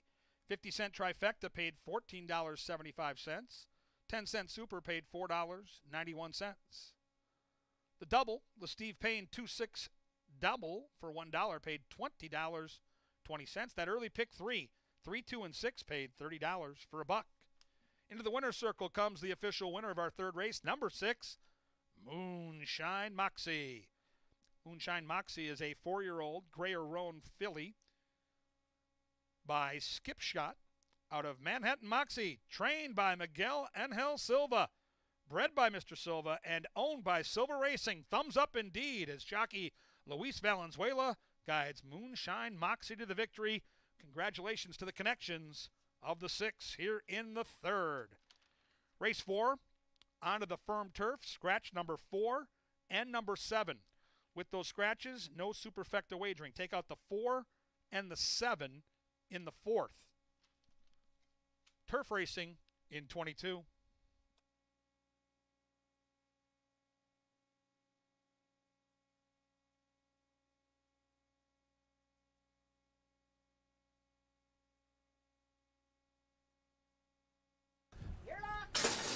And they're off. Hot Habanero, just like last week, hot on the lead early. On the outside is Moonshine Moxie. Then we come to Stone Arch Bridge, the favorite. Inside comes Flash Flood. In between Minn Kota Joy, and at the back of the pack is Madisonian. Hot Habanero well off the rail and leading it by just a length. Joined by Flash Flood to the inside. The other gray is Moonshine Moxie. And Stone Arch Bridge and Lindy Wade get a perfect tracking position from 2 lengths off an opening quarter mile that goes in 22 and 3. And on the inside, Flash Flood can wait no more, and Flash Flood takes the lead away from Hot Habanero. But Stone Arch Bridge is quickly out after that leader. Moonshine Moxie's watching a good duel there, and Madisonian tries to sneak up the rail. Minn Kota Joy at the tail of the field, 10 lengths from those leaders, is Hot Habanero, shuffles back, and Flash Flood battles on. Flash Flood to the inside, joined by Stone Arch Bridge, and Moonshine Moxie is poised to pounce. They head to the top of the Canterbury stretch. Flash Flood to the inside, Stone Arch Bridge joined by Moonshine Moxie, and we got a good one. Down the stretch they come, inside Flash Flood, in between Stone Arch Bridge, on the outside Moonshine Moxie. The 2 grays decided, and Moonshine Moxie saved her best for last. The grays run 1-2. Moonshine Moxie in front.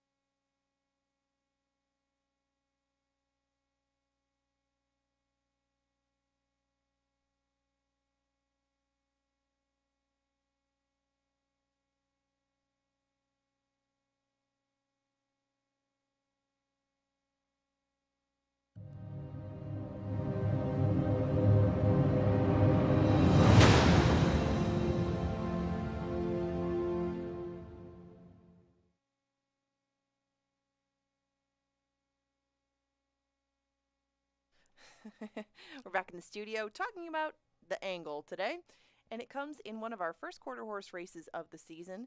We have some 3-year-olds returning for mostly their seasonal debuts, and there's a nice purse on the line in race number 9 today. They go 400 yards, and 3 of the main contestants are coming from the Jason Olmsted barn.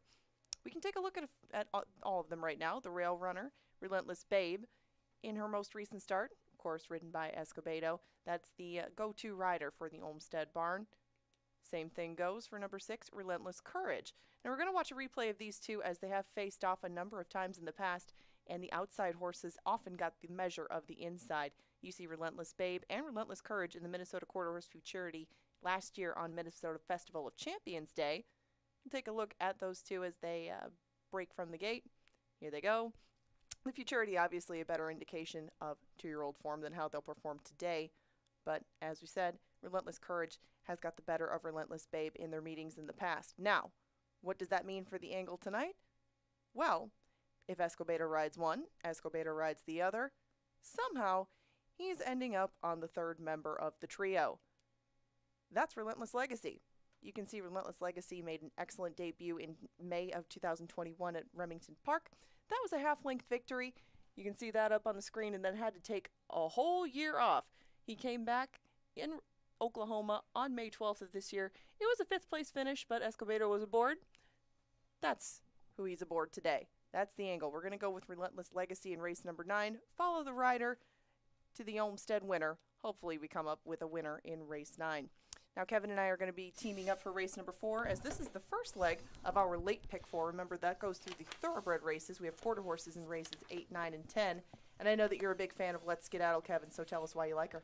Well, 4 starts in the Canterbury turf. Angela never worse than second. 2 wins, 2 seconds. Second time off the layoff. Joel Burnt, a trainer we trust. And in the inside post, there's just so much to like outside of the price. I think this horse is going to get a great stalking trip.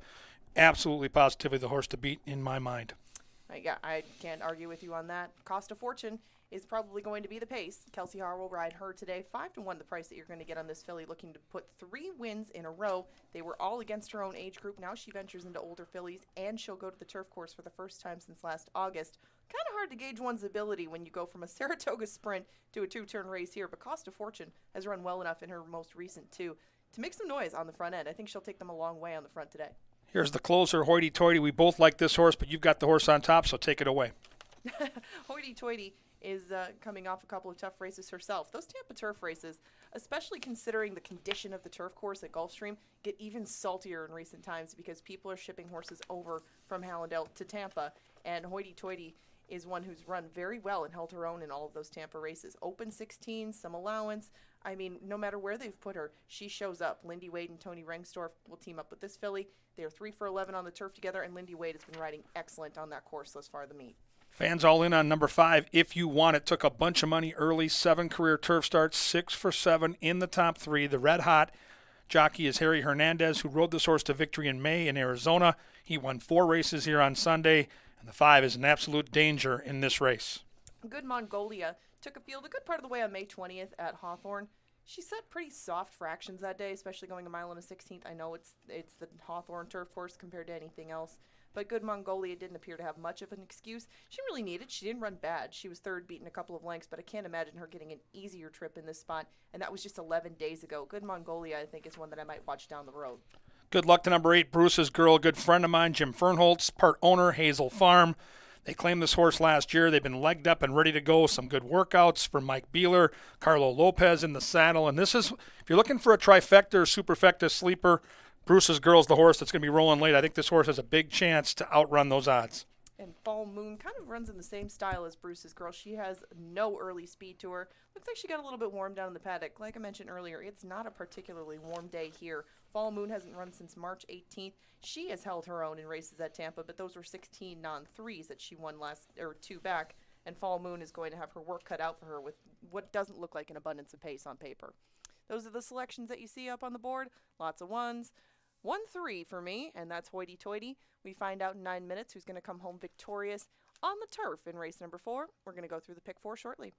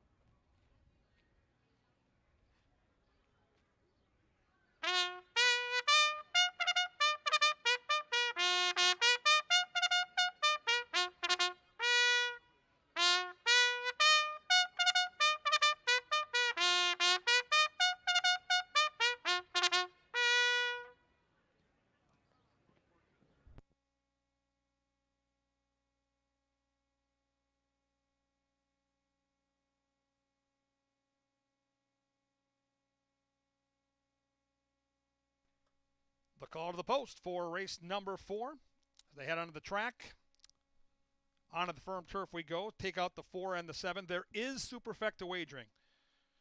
A correction to that earlier announcement, there is superfecta wagering here. We have win, play, show, $1 exacta, 50-cent trifecta, a $1 double. That superfecta wager is available for 10 cents, and a 50-cent pick 4 for the final 4 thoroughbred races on the card. Turf racing at Canterbury at the gate in just 6 minutes.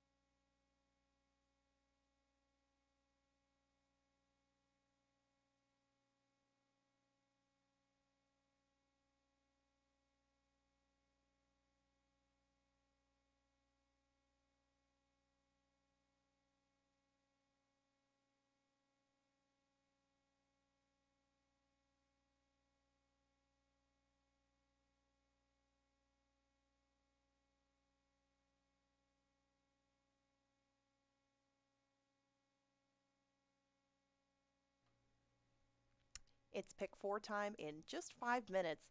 And for race number 4, they'll head to the turf course. Kevin and I just kind of went over what we think of the 1 and the 3. These two are taking a lot of money, including Hoity Toity, my top pick. Naturally, with the scratch of the 4 and the 7, but especially the 4, some money was going to go to both of them. I just kind of favor the tactical speed that Hoity Toity has. Looks like she might be able to place herself a little bit closer than Let's Skedaddle. We haven't seen too much of Let's Skedaddle on this turf course in open company, but the last time that we did, she ran a very good second to Slime Queen. These two kind of stood apart from a lot of their competition. I was interested in If You Want It. She ran very impressively last time, but it did take a drop in class down to 8,500 beaten claimers to get there at Turf Paradise. Some mixed signals from horses coming up from Turf Paradise on the turf course. Some have done well. She's got the power. The horse that ran second did manage to come back and win up here, but it was not at this level, so I trimmed it down to just 1 and 3 in this spot and maybe hope for some chaos further down the line. 4, 5, and 7 for me in race 5. I took a little bit of an upset. I'm looking through my picks, and in the thoroughbred portion of things, I tried to upset who I thought were going to be heavy favorites, like Thrill Ride, but I couldn't toss him from this spot. I took Unembellished on top. He is coming off a second-place finish at Oaklawn, a very improved second at that. This is another step in the right direction, but it's good to see confidence from a barn that plays the claiming game very well, that being the Carl Broberg group. And Unembellished shouldn't be too far off the pace. I thought there would be a solid pace with Hypnotic Rhythm, Magic Castle, and Misawa. But if Unembellished can somehow get the jump on Thrill Ride, I think these two could make for quite a battle down the stretch, but one will be a significantly better price than the other. I also took the same numbers, 4, 7, 5 in race number 6. This one will go back to the turf course. We look for maidens in here. Extreme Gem is going to be a huge favorite in there. I thought maybe Bones and Roses could get the jump on him, but he is coming out of a turf sprint. He should be in front at least most of the way. If he can't make the distance at this part of his career, Bones and Roses can. It seemed as simple as these two on paper, but we find out because some of these turf races just don't play that way, including our turf sprints in race number 7. So again, I went with an upsetter on top. Sunny is not so funny. My top selection in there. Sunny is not so funny was ultra impressive, blasting non-twos in his first start for the barn, that being the Cody Rosine barn.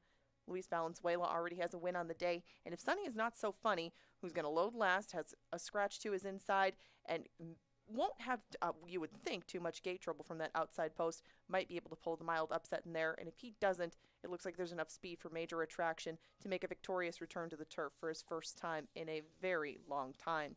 That's the way I saw the pick 4. It's inexpensive, just a little $12 ticket to hopefully get you through the thoroughbred portion of things. You have 3 minutes to make these tickets. Turn your attention to the winner's circle when you have the opportunity. Budweiser Beer Pong is coming at you before the 4th.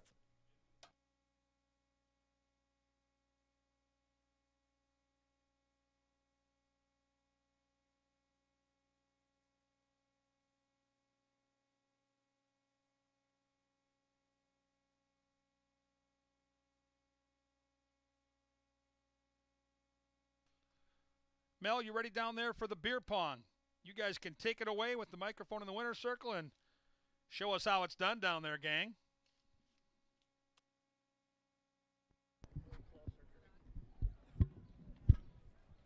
All right, guys, down here in the winner's circle, we have Eric and Greg, and today they are doing the Beer Pong Cup sponsored by Budweiser.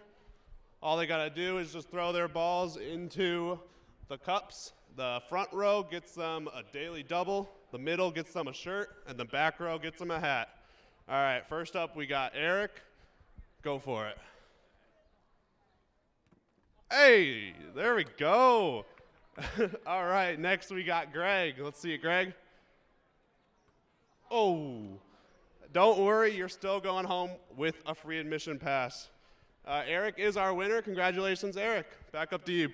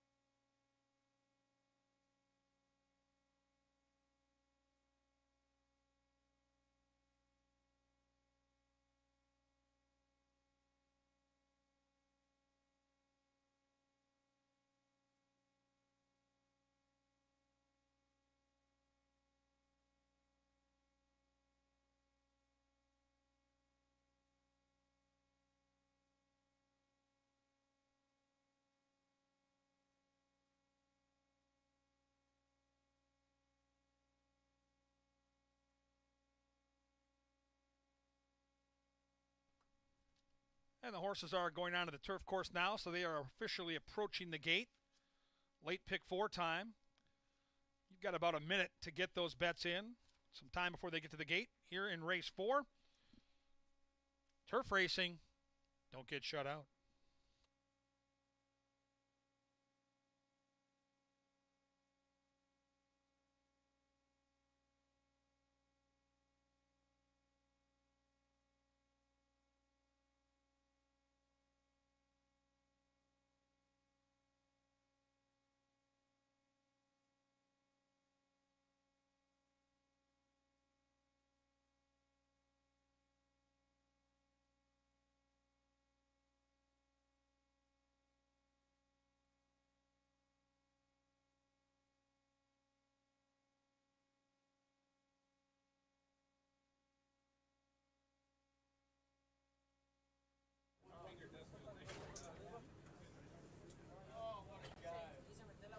And the horses have reached the starting gate. It is now post time. Post time for race number 4 on this beautiful Canterbury Park turf course. Let's Skedaddle in the Lothenbach colors, 2-1 and favored. The 5 is If You Want It. Harry Hernandez, second choice, 5-2. Hoity Toity the 3 and Fall Moon the 9, co-third choices at a square 4-1. They're moving in smartly. The fillies and mares here traveling a mile on this firm turf course. Hoity Toity in the Wasabi Silks, and one more to go. That's Fall Moon. Turf time in Shakopee. They're in the gate. And they're off. The field came off to a perfect dispatch. Good Mongolia was the first to flash speed, but now Cost a Fortune and Kelsey Haar want to run off to that lead. Let's Skedaddle will stalk that one from just a couple lengths behind those early markers. Then we come back to Hoity Toity. On the outside of that one is If You Want It. Inside saving ground is Bruce's Girl. And outside of that one is Fall Moon as they run by the judges, and Cost a Fortune and Kelsey Haar puts the ponytail in front and opens up that lead to 3 lengths. Luis Fuentes content to track right now patiently in second with Let's Skedaddle. Another 3 lengths back to Good Mongolia. And then Fall Moon out of last and going for an early run. There goes the 9 Fall Moon making a conspicuous run. In between is If You Want It. Then back on the rail is Hoity Toity. And at the back of the field is Bruce's Girl. 22 and 4, a quick opening quarter mile for Kelsey Haar and Cost a Fortune. Now Let's Skedaddle moves off the rail and intensifies that pressure. Good Mongolia is in a perfect spot in third. Fall Moon made that big move but still has 4 to make up. In between horses is If You Want It, now shaken up by Harry Hernandez, and Hoity Toity's all dressed up with nowhere to go. Bruce's Girls trying to unwind, and Let's Skedaddle can wait no longer. Luis Fuentes presses the button, and there he goes in the blink of an eye. He was down a length, now he's up a length as they turn to the top of the stretch, and Let's Skedaddle is the one to beat from here. Cost a Fortune in second, then Good Mongolia, and they run down the Canterbury turf course, and Let's Skedaddle is living up to the name. He has put the Skedaddle on the field. He's off by 5. He's off by 6. Let's Skedaddle, hand-ridden in front.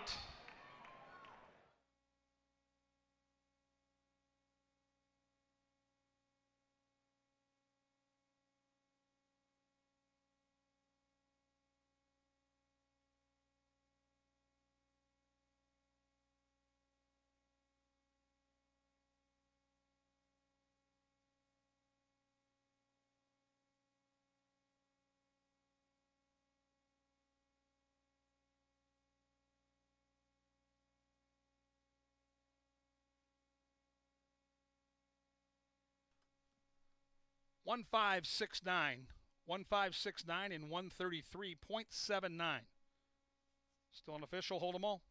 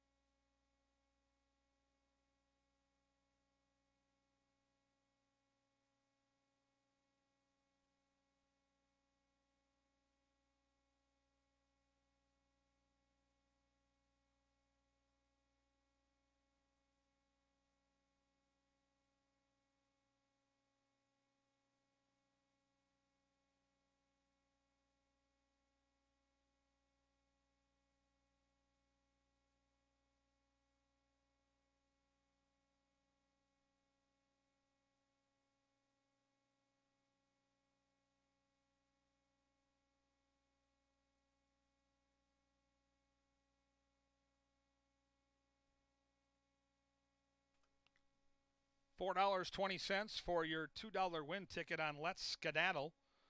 10-cent super, $17.37. The $1 double, 6 and 1, $20.80. That 50-cent pick 3 paid $29.50. The pick 4, the early pick 4, 4 to 4 for 50 cents, paid $98.45. The Tim Launder 1-5 exacta. Cashable here in race number 4.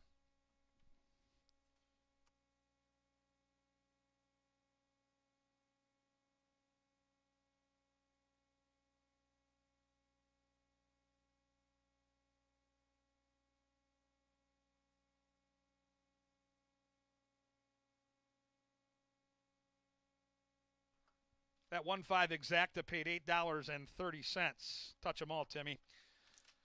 There's Let's Skedaddle coming back for some congratulations.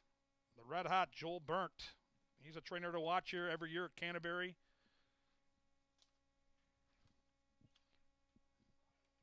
He was out on Sunday, and that's carried over into the new race week here on Wednesday. We race tomorrow at 5 o'clock, Saturday at 5, and Sunday, the Bulldogs come running as part of our Pepsi Family Day excursion. Sunday, we race at 1 o'clock. So the pick 5 starts with an upset and then a heavy favorite. 2 legs into said 10-cent takeout or 10% takeout equation. Let's Skedaddle. 5 career starts on the Canterbury turf, 3 wins, 2 seconds. She absolutely loves it here in Shakopee. Getting set to move into the winner's circle, the official winner of our fourth race, number 1, Let's Skedaddle. Let's Skedaddle is a 4-year-old bay filly by Quality Road out of No Retreat. The winning trainer is Mr. Joel Burnt. The owners are Lothenbach Stables Incorporated and the winning jockey, Luis Fuentes. Congratulations to Let's Skedaddle, the official winner of race number 4. Back to a fast main track for our 5th event at 6.5 furlongs. No scratches, no jockey changes. 21 minutes to post.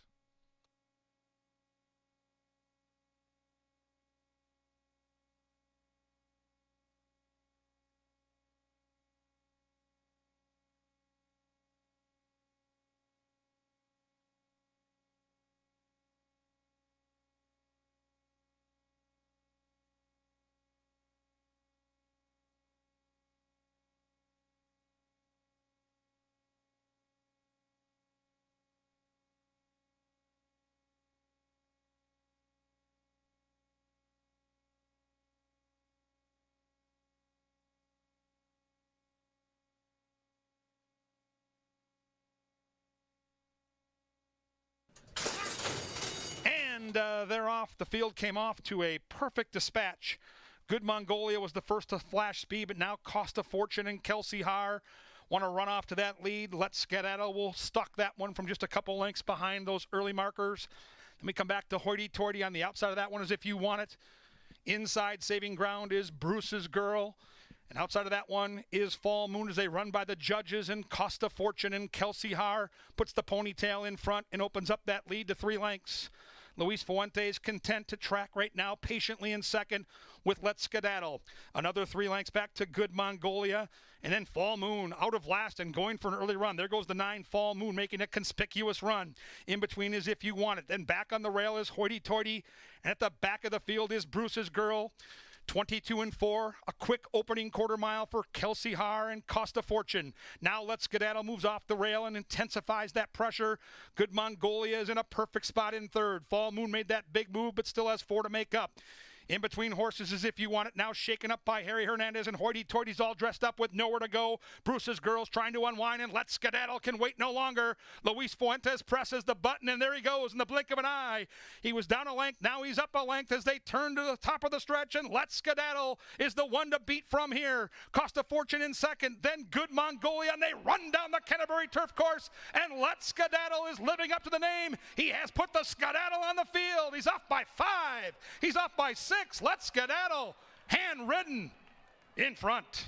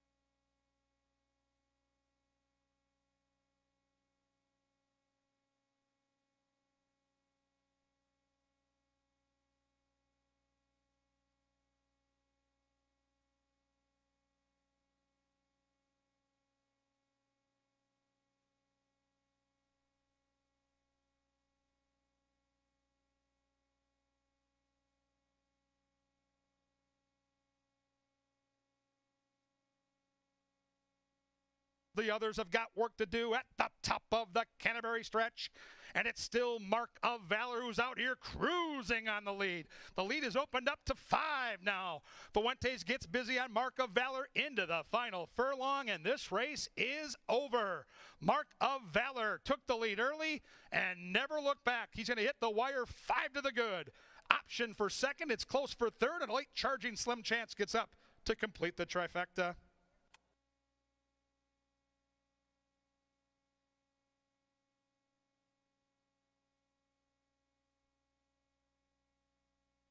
That one, Wildcat Hagrid and the others have got work to do. Top of the Canterbury stretch, and it's still Bootleg and Posse who bootlegs to a 6-length lead.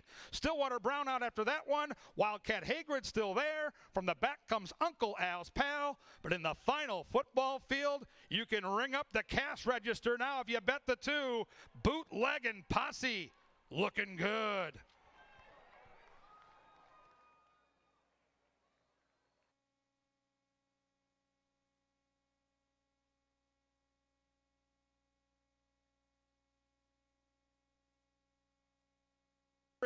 And Moonshine Moxie is poised to pounce.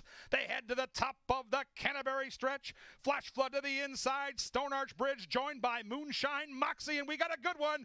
Down the stretch they come. Inside Flash flood. In between Stone Arch Bridge. On the outside, Moonshine Moxie. The 2 Grays decided, and Moonshine Moxie saved her best for last. The Grays run 1-2. Moonshine Moxie in front.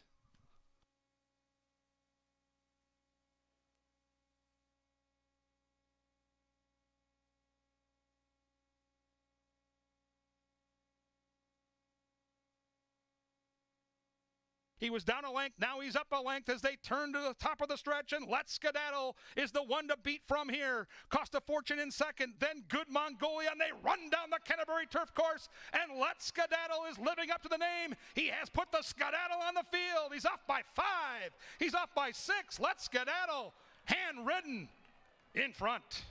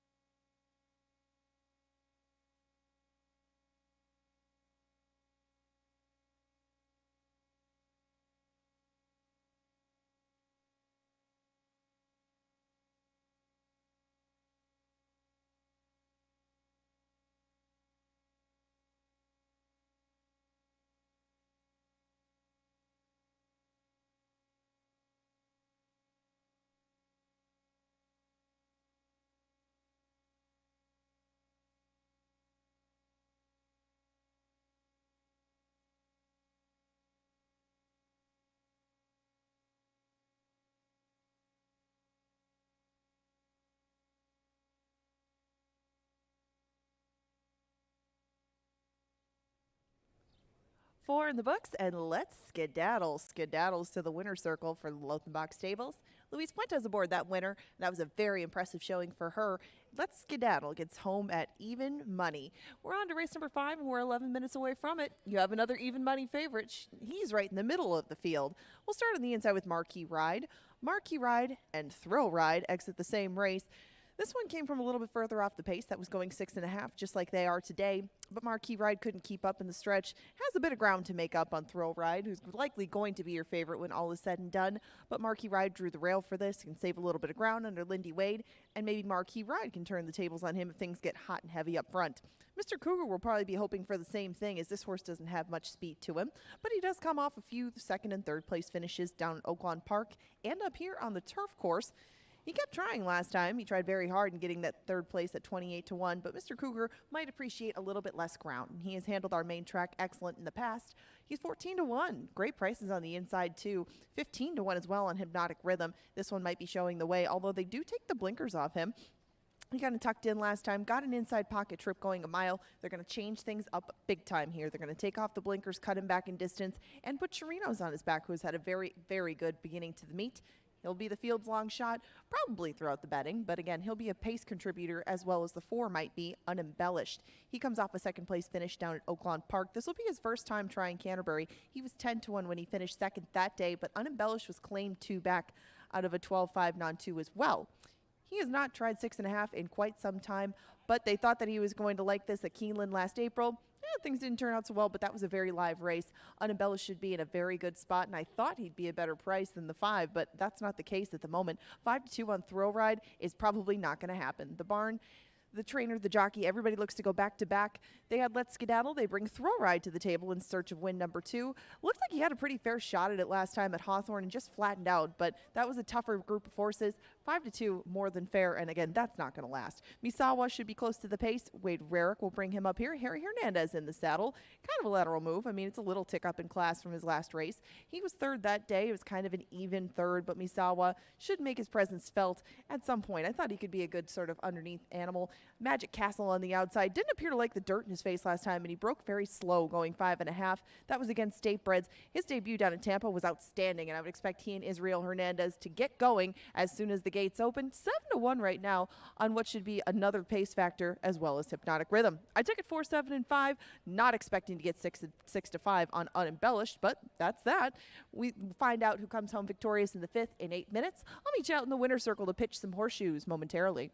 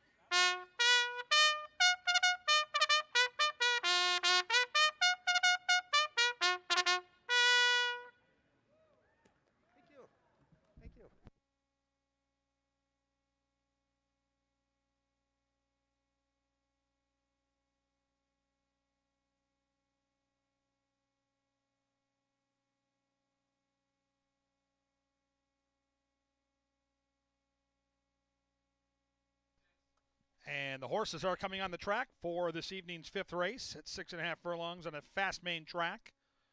Win Play Show Exacta, 50-cent trifecta, 10-cent superfecta, a $1 daily double, and a 50-cent rolling pick 3.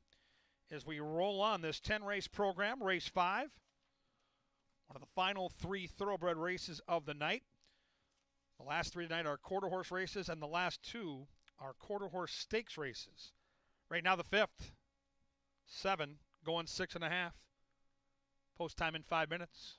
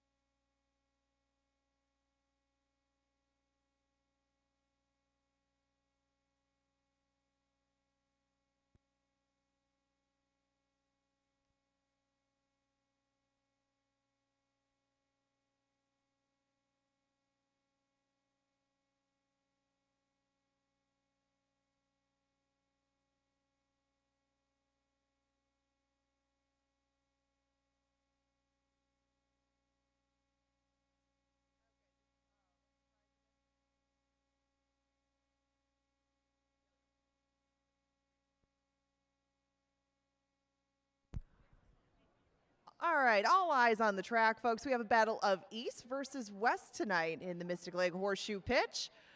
We have Will from Mendota Heights versus Cole from Edina. I'm not sure how you two have decided who's going first, if you rock, paper, scissors, or whatever. But, okay. It appears that Will be our first contestant. Pretty simple, guys. Try to get a ringer. Whoever gets closest gets a daily double pack. The loser will get some admission passes. So throw them well. Take your shot, Will.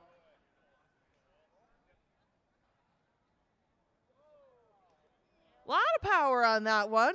Overthrew the target a little bit. That's okay. That's okay. You could still be closest. You never know how the horseshoes are going to go. All righty, Dinah. Go for it. Oh, wow. You somehow got it under there. That's talent. I suppose that deserves a daily double pack. Nicely done. Don't worry. Nobody leaves empty-handed. You can have some admission passes to come back and join us again. Thank you both for taking your best shot with the horseshoe pitch. We have 2 minutes now until race number 5. Your 6-5 favorite, Thrill Ride, looking to stack them back-to-back for the connections. Good luck.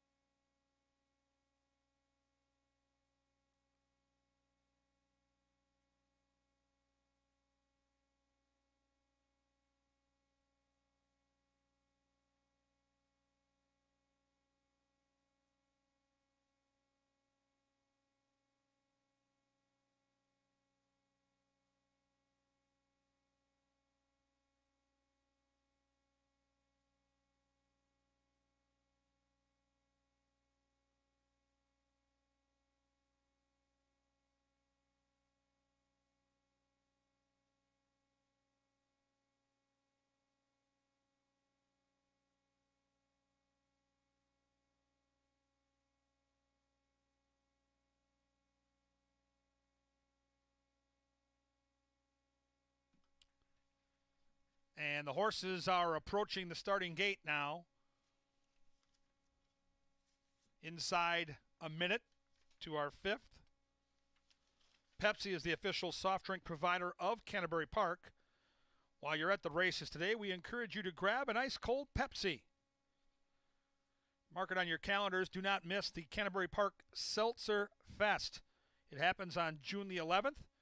While you enjoy the third leg of the Triple Crown, sample your way through over 100 variations of seltzer. It's Belmont Stakes and Seltzer Fest.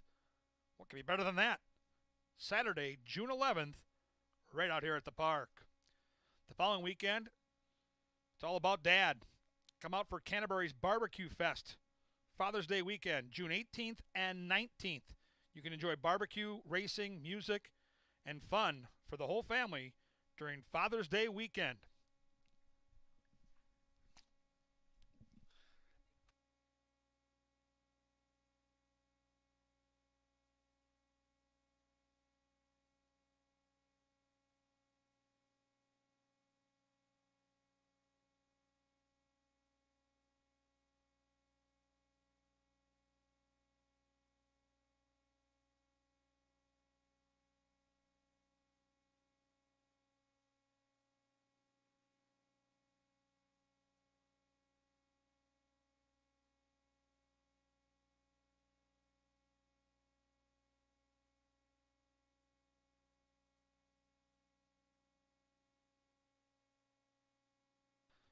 And the horses have reached the starting gate. It is now post time. Post time for the 5th.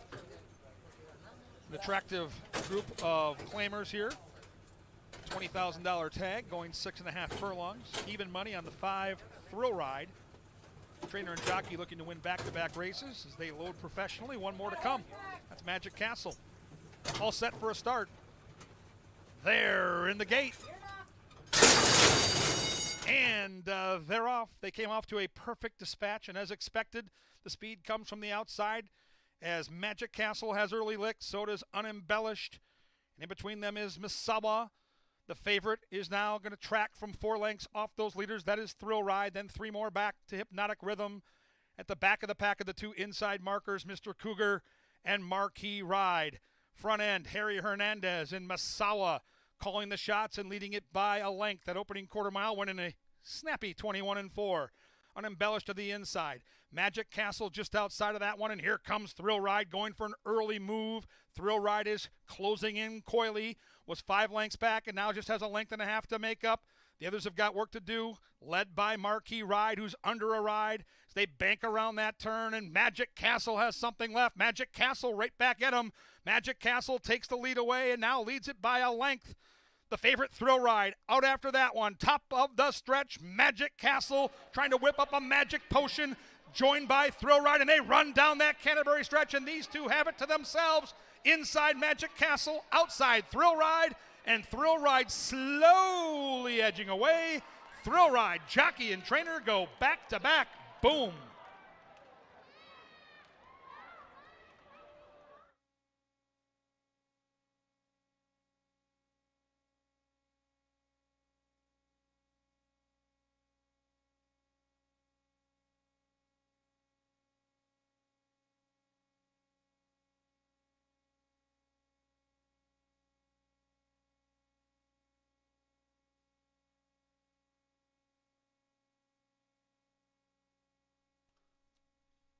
That finishing time, 1:16.82.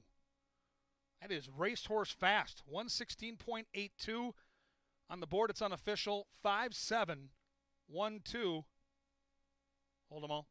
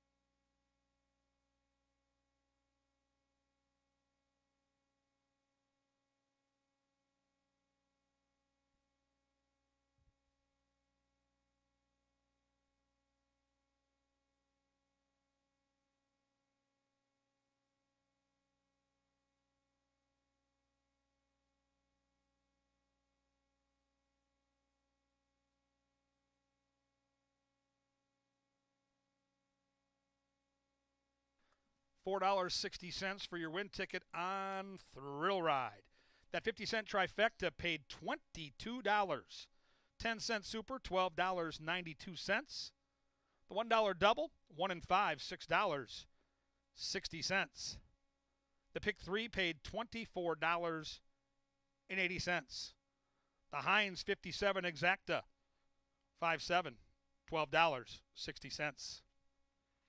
Trainer and jockey go back to back, as do the owners. Lothenbach Stables, familiar to racing throughout the country, but especially here in the Midwest. Those royal blue silks with the red diamonds. Find them in the winner's circle here, Churchill Downs, Keeneland. Anywhere they race, the Lothenbachs seem to win, and they've gone back-to-back here at Canterbury. Thrill Ride getting set to return to the winner's circle, our official winner of the 5th race. Thrill Ride is a 5-year-old bay gelding by Candy Ride out of Heart Rate, foaled in Kentucky. Winning trainer is Joel Burnt. The winning owner is Lothenbach Stables Incorporated. And the winning jockey with back-to-back wins, Luis Fuentes. On deck, race number 6, back on a firm turf.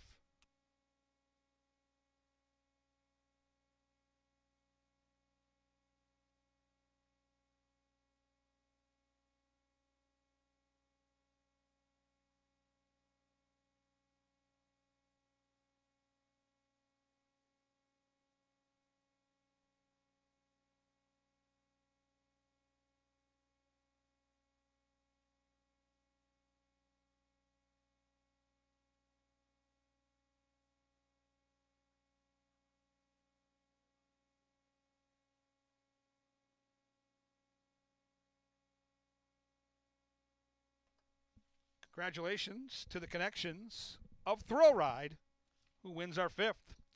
We have a couple of claims here, to let you know about. The winner, Thrill Ride, was claimed for $20,000 by CNR Racing trainer David Van Winkle. The Lothenbach still will leave this race with a horse. They claim number 7, Magic Castle.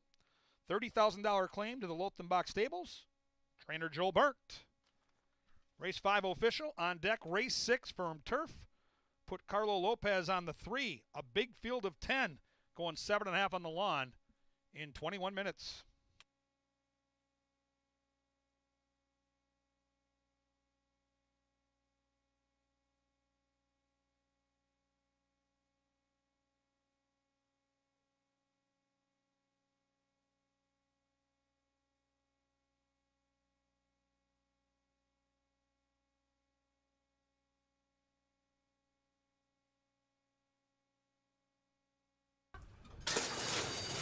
And they're off. They came off to a perfect dispatch, and as expected, the speed comes from the outside as Magic Castle has early licks, so does Unembellished. And in between them is Misawa. The favorite is now going to track from 4 lengths off those leaders. That is Thrill Ride, then 3 more back to Hypnotic Rhythm. At the back of the pack of the 2 inside markers, Mr. Cougar and Marquee Ride. Front end, Harry Hernandez and Misawa calling the shots and leading it by a length. That opening quarter mile went in a snappy 21-4. Unembellished to the inside. Magic Castle just outside of that one, and here comes Thrill Ride going for an early move. Thrill Ride is closing in coyly, was 5 lengths back, and now just has a length and a half to make up. The others have got work to do, led by Marquee Ride, who's under a ride as they bank around that turn, and Magic Castle has something left. Magic Castle right back at him. Magic Castle takes the lead away and now leads it by a length. The favorite, Thrill Ride, out after that one. Top of the stretch, Magic Castle trying to whip up a magic potion, joined by Thrill Ride, and they run down that Canterbury stretch, and these two have it to themselves. Inside Magic Castle, outside Thrill Ride, and Thrill Ride slowly edging away. Thrill Ride, jockey and trainer go back to back. Boom.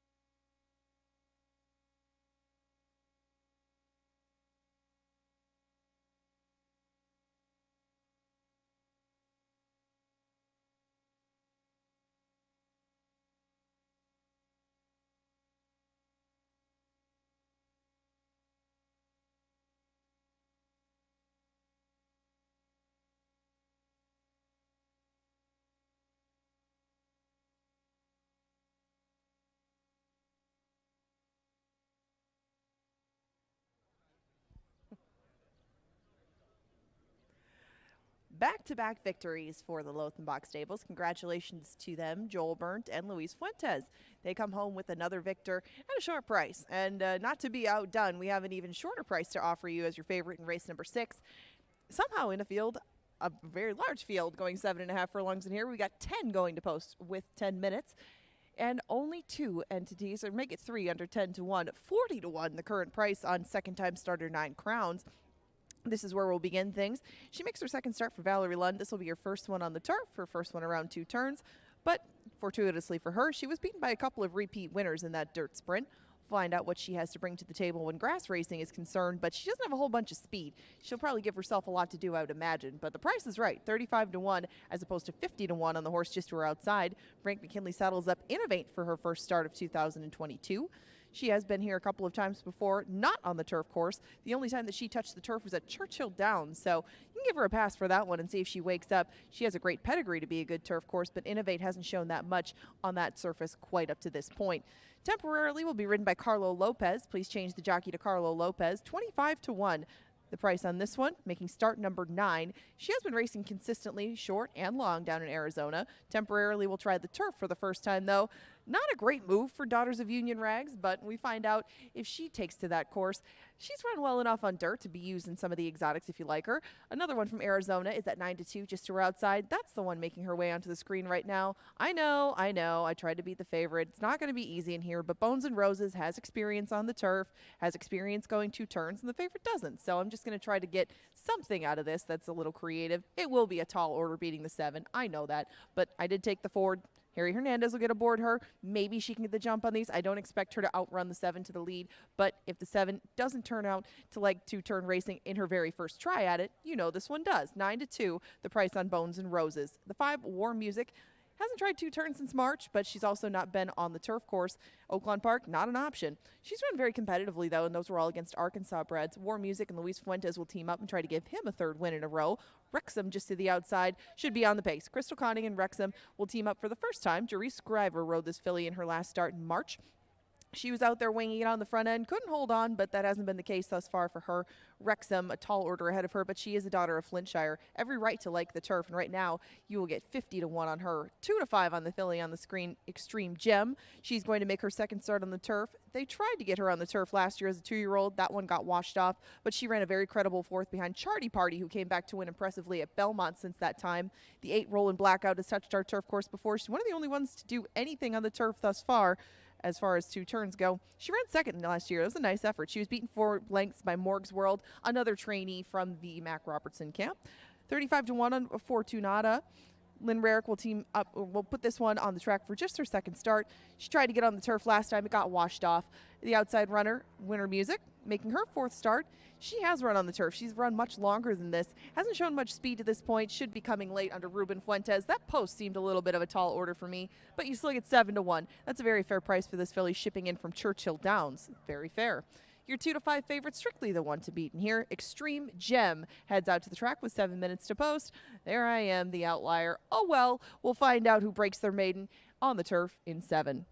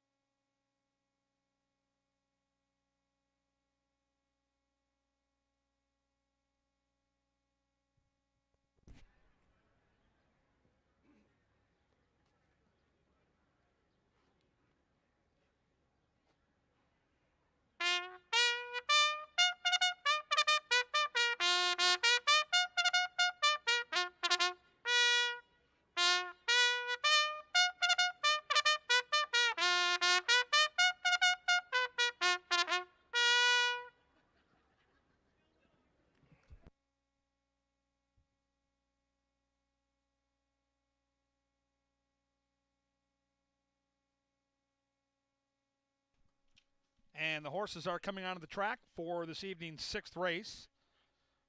Make jockey Carlo Lopez the rider of number 3 temporarily. Lopez to ride the 3 temporarily. Firm turf with Win Place Show, $1 exacta, 50-cent trifecta, 10-cent super, $1 rolling double, and a 50-cent rolling pick 3. 10 of them going 7.5 furlongs on a firm turf. At the gate in just 5 minutes. Don't get shut out.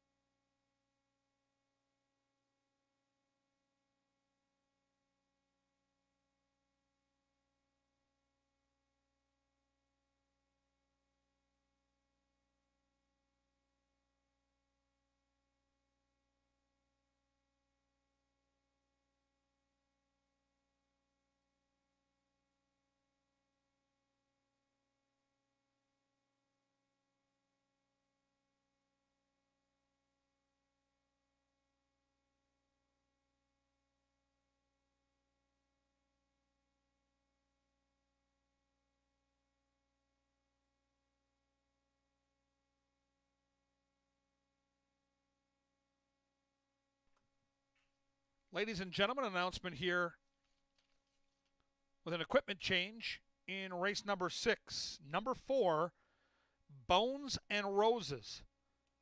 Blinkers on.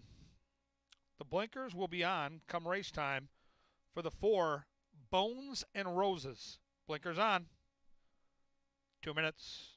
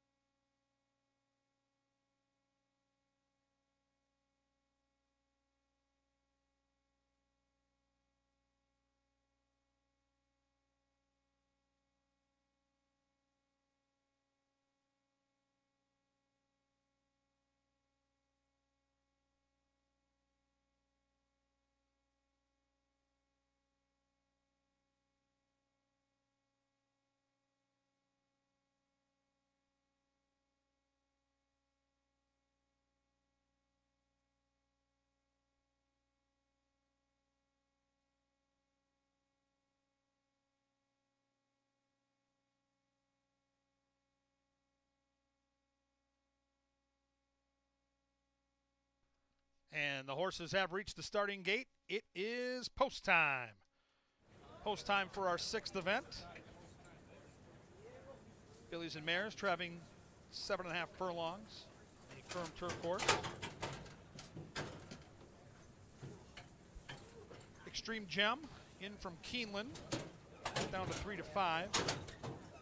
Bones and Roses in from Arizona, 5-2. The others all at long shot odds. If you're alive in the pick 4, pick 5, good luck. 6 of the 10 have been loaded, including the 8 Roland Blackout. Next comes Bones and Roses. Of 2 grays next to each other in the gate. Here comes War Music, along with Fortunata. Patriotic colors of Winter Music will be the last in line. Turf time. Good luck.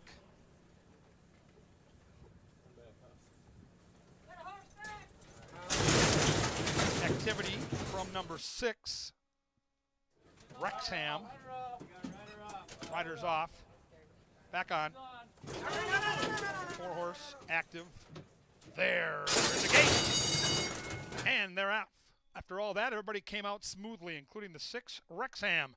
Wrexham showing quarter-horse speed into that first turn as they run by the judges. Outside comes Fortunata. In between horses is Bones and Roses, and the last horse away is Innovate. Speeding into that first turn goes Wrexham, and Crystal Conning trying to slow things down, but they've opened up 4. A 4-length lead on Fortunata. Through from the inside comes 9 Charms. There's the favorite, Extreme Gem, chasing that speed, but from 6 lengths back, and Bones and Roses is right there in between horses. Outside comes Winter Music. Then we come back to Temporarily. Outside of that one is Roland Blackout. Second to last comes Innovate. At the tail of the field is War Music. They went 23 flat for the opening quarter mile, and the complexion changes as Fortunata now takes the lead away from Wrexham. The favorite Extreme Gem is right there, poised to pounce. Bones and Roses shadows that one, as does Winter Music. They run around that barn side and into the far turn, and Fortunata has the lead. Extreme Gem is breathing down that one's neck. Winter Music gets a good trip on the outside. Bones and Roses is right there, shaken up by Harry Hernandez, top of the stretch, and Extreme Gem takes the lead away from Fortunata. Extreme Gem to the outside, Fortunata to the inside. Here comes Roland Blackout and Kelsey Haar, and they run down that Canterbury stretch. Fortunata on the outside. Roland Blackout is the upset on. Extreme Gem bounces back to the inside. Extreme Gem outside Roland Blackout. Roland Blackout did it. Roland Blackout in the final jump. Wow.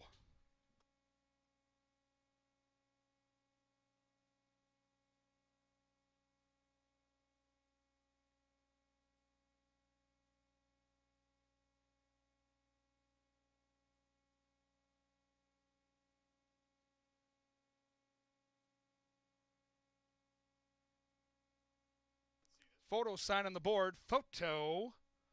Favorite in a long shot. Hit the wire together.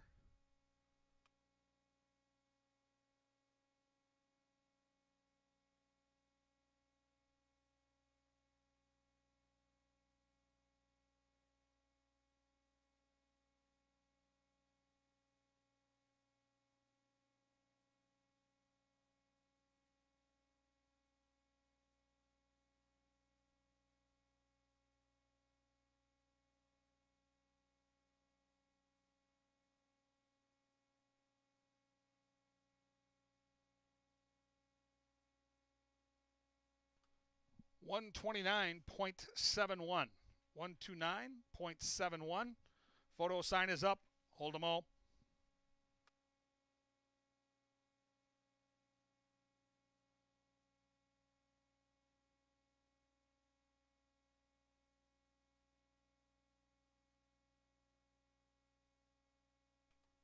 Photo sign is down. And the winner of race number 6 is the 8, Roland Blackout. Second goes to the 7, Extreme Gem. Third to the 9, Fortunata. And the 5, War Music, closes out what should be a rather nice superfecta. Still unofficial, so hold those tickets.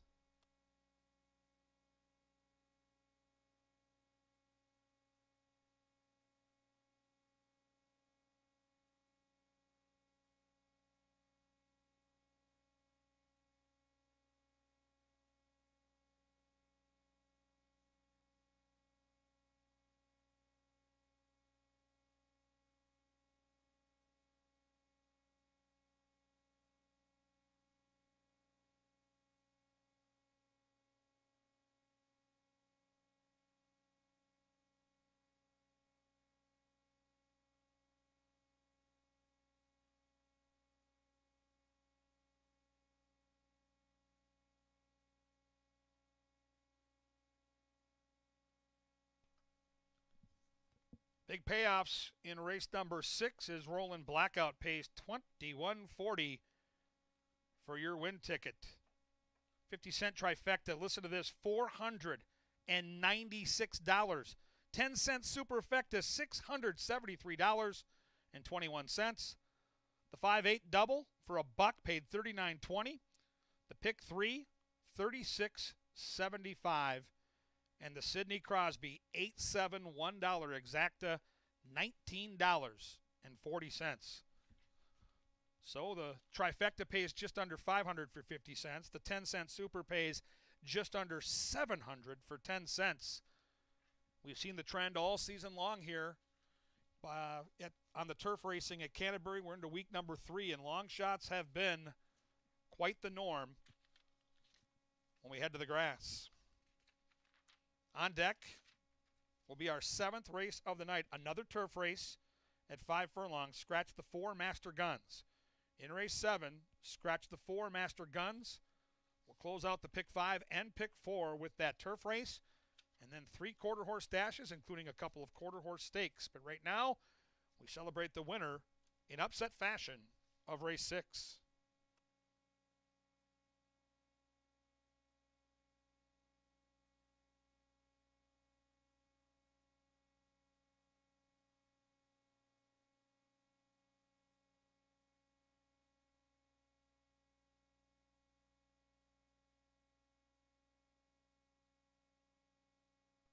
Into the winner's circle comes the official winner of race number 6. She's number 8, Rollin' Blackout. Rollin' Blackout is a dark bay or brown 3-year-old filly by Balabali out of B-Roll. Foaled in Kentucky at Calumet Farms and trained by Nancy Sheehan. The winning owner is Donald Hoover, and the winning jockey, Miss Kelsey Haar. Congratulations to the connections of Rollin' Blackout, who wins race number 6. On deck, we go back to the turf. We scratch the 4 in race 7. Turf sprint in 20 minutes.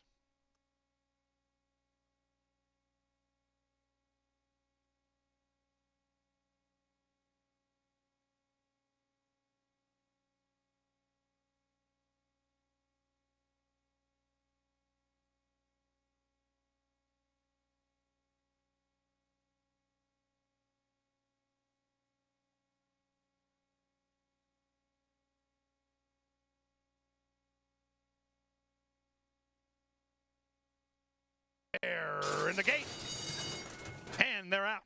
After all that, everybody came out smoothly, including the 6, Wrexham. Wrexham showing quarter horse speed into that first turn as they run by the judges. Outside comes Fortunata. In between horses is Bones and Roses, and the last horse away is Innovate.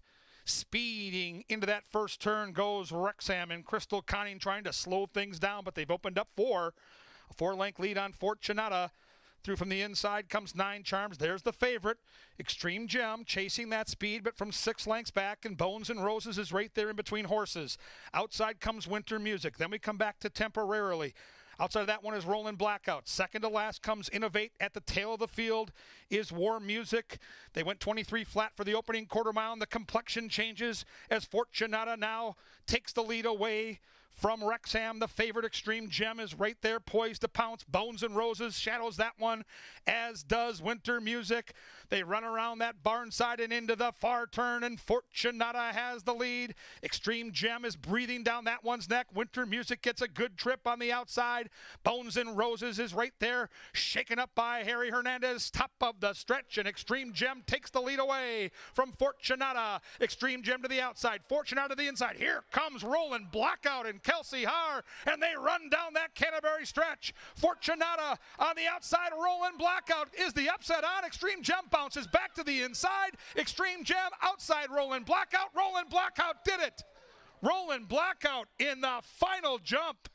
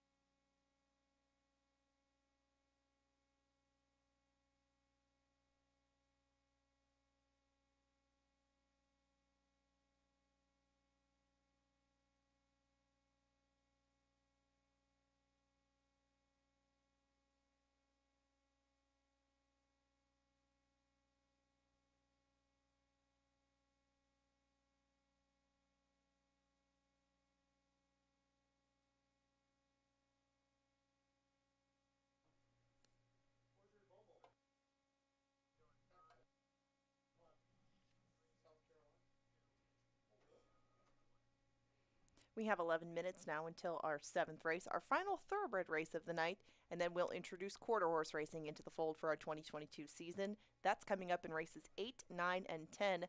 But with the upset by Roland Blackout in race number 6, you can see some of the payouts in the pick 4s and pick 5s. Enormous. The lowest payout to the 7 is, I believe, either $1,300 or $1,700. And that's at 5-1 for Marvelous Thunder. As you can see, this is a very wide open 7th race with 11 minutes to post. So I tried to take an upset in it.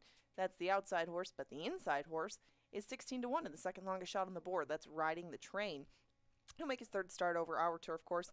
Doesn't really seem like he needs any sort of particular going or anything like that. He's gone to Houston and Lone Star already this year. He almost pulled off a huge upset at Sam Houston at the beginning of April. Things haven't gone so well since, but Riding the Train and Izzy Hernandez should be able to save some ground on the inside if things get real hot and heavy up front. Riding the Train will be one you'll want to look for late. Yankee Indian hasn't started since December of last year, but did leave things on a winning note at Remington Park. He's not tried turf yet, but being by Mr. Neitlinger, he has some turf sprinkled throughout his pedigree, and Yankee Indian has the speed to go with it. He and Zeke Lara are currently 16-1 on the board. He looks to put another win on the tab for his day. Your co-favorite right now is on screen. That's Major Attraction, the horse that I took 2nd. You haven't seen Major Attraction on the turf in quite some time, but he did win in a much earlier time in his career on the turf. Matt Williams picked him up a couple of starts ago. Ran all right in his comeback race for that one down at Oaklawn Park. Storm in Hong Kong, the horse that won that day, is one that we've seen to come back and run 2nd at this meet. But again, this horse has shown form long in the past on the turf. Maybe a change over to that surface will get him back in a winning mood, as it has been quite some time since Major Attraction has struck pay dirt. Master Guns, one of the local specialists, scratched out of this spot, so we move on to the 5-8-1 American Union. Luis Negron is in the saddle on this one. They haven't hit the board since Churchill Downs. Now, that was prior to his first turf start in a while at the fairgrounds, but this horse is kind of not a specialist at anything. He's good on dirt, he's good on turf, he's good going long or short at any given time, but he likes to be closer to the pace. I didn't think that would be an easy thing to do in this spot. I think it'll be very quick up front, but it depends what Negron decides to do out of the gate. This horse hasn't broke very sharp in his last 3, and a lot will depend on how he does that. Enough Nonsense should be a part of the pace. He and Harry Hernandez, familiar with each other from a past time. De Silva and Mawing had taken their turns on this horse in optional claimers lately down at Turf Paradise. But the last time this horse was on the turf, Harry Hernandez was in the saddle. They only beat one horse that day. They set the pace. He backed up pretty hard. But this horse had sprinted earlier on the turf in his career. Enough Nonsense I didn't think he'd be enough of a price in order to take him in this spot. And right now, he is your 5-2 co-favorite. Marvelous Thunder is the favorite in the pick 5. Kelsey Haar looks to win back-to-back. She is very familiar with this runner. He's 2 for 15 lifetime, both wins over this turf course, and he should be coming late, and there should be some pace to set things up for him. Sky Confidential is a versatile sort of horse himself. He comes out of a little bit lower grade races for Van Belvoir down at Turf Paradise, but in a prior time in his life, he had run some pretty decent numbers over the turf. I don't know if it's his preferred surface or if they thought it'd get rained off, but I took Nasuni is Not So Funny on the outside as they head to the track, 10-1 in one of the field's long shots, looking to put wins back-to-back on the front end. We are now 8 minutes away from it. You can see up and down the board the outside post, the favor of all of us. We'll find out in 8 minutes who's going to win our final thoroughbred race of the night, and then we're on to quarter horse action coming up next.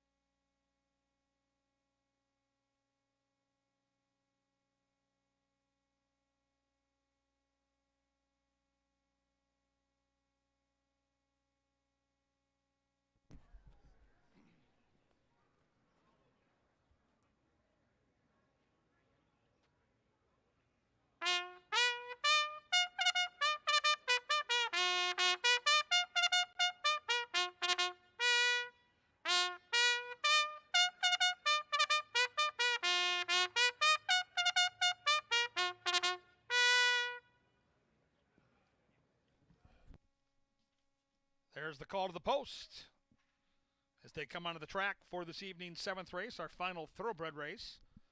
Scratch number 4, Master Guns. Scratch the 4 here in the 7th.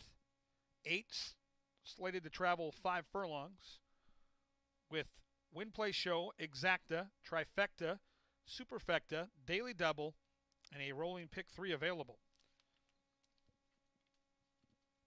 3 quarter-horse dashes on deck, including a couple of stakes events, and very shortly we'll be doing the bounce-off in the Canterbury Park Winner's Circle. Stay tuned.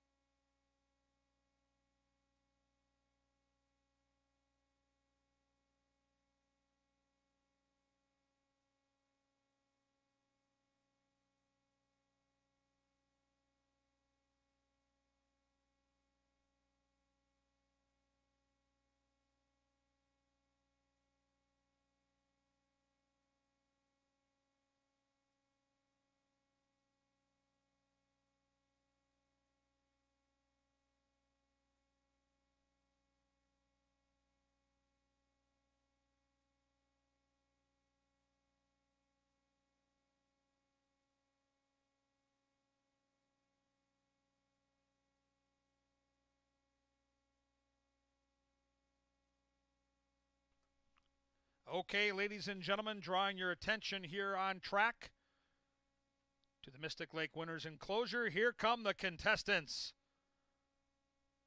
for the Mystic Lake Bounce Off. Closest to the winner's circle, put your hands together. Shakopee for Gunner. In the middle, long sleeves white with the white hat. Here he is. Say hello to John. Tip of the hat, nice. And over by the video board, in the black top and the gray shorts, here he is, folks. Give it up for Nolan. All right. In position for a 50-yard bounce off to the finish line.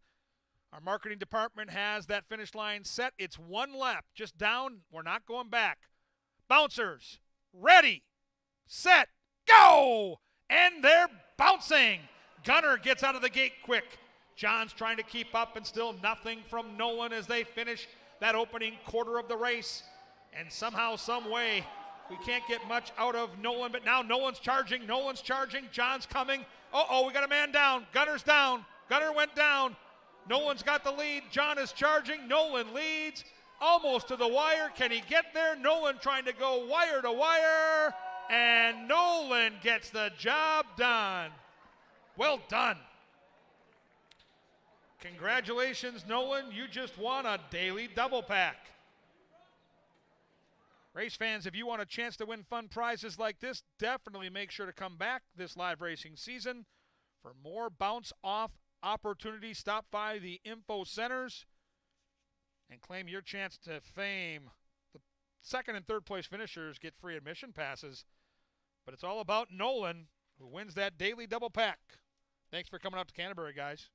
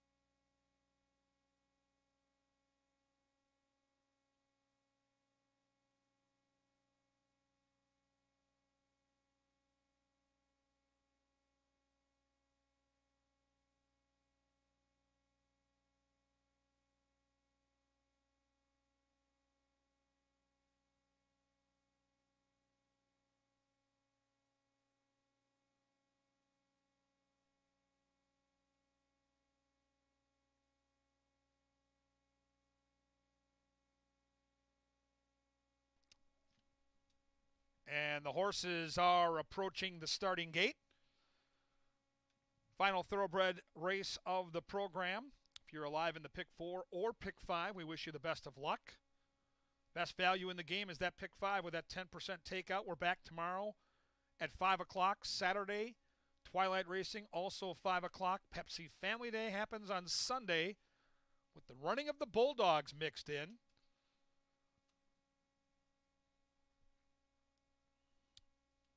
Here in this 7th event, co-favorites right now with the 3 Major Attraction and the 6 Enough Nonsense. Wagering very spread out. Turf racing has been full of long shots the first 2 weeks plus of this Canterbury season. You've got about a minute to get your bets in right now for race 7. 3/4 horse dash is on deck. Don't get shut out here.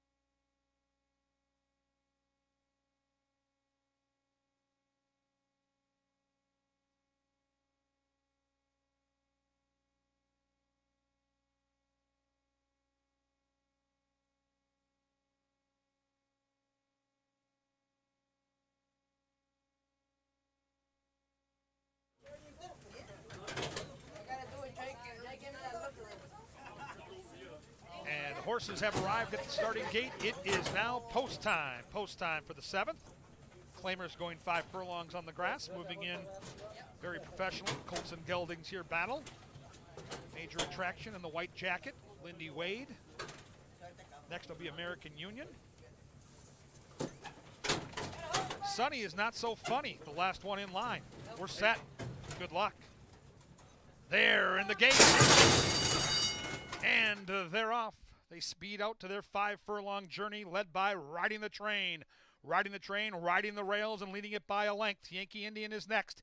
Then we come to Major Attraction. Outside of horses is Marvelous Thunder. In between those horses is Enough Nonsense. And then we come back to American Union. Outside of that one is Sky Confidential. At the back of the pack is Sunny is Not So Funny. And Riding the Train still leads. Riding the Train by a length. Major Attraction is imposing there in second. Then it's Yankee Indian in third. Nothing happening right now with Enough Nonsense who's blowing the turn. Enough Nonsense is moving out of the race. Top of the stretch and Riding the Train has the lead. But for how long? Major Attractions pounding away in second. Then Yankee Indian, a cavalry charge down the Canterbury turf course. And Lindy Wade and Major Attraction now jump to the lead and open up. How about this turn of speed? Lindy Wade tucking the whip away and looking at the big board, and he sees nothing but green grass as he sails away to a 3-length win.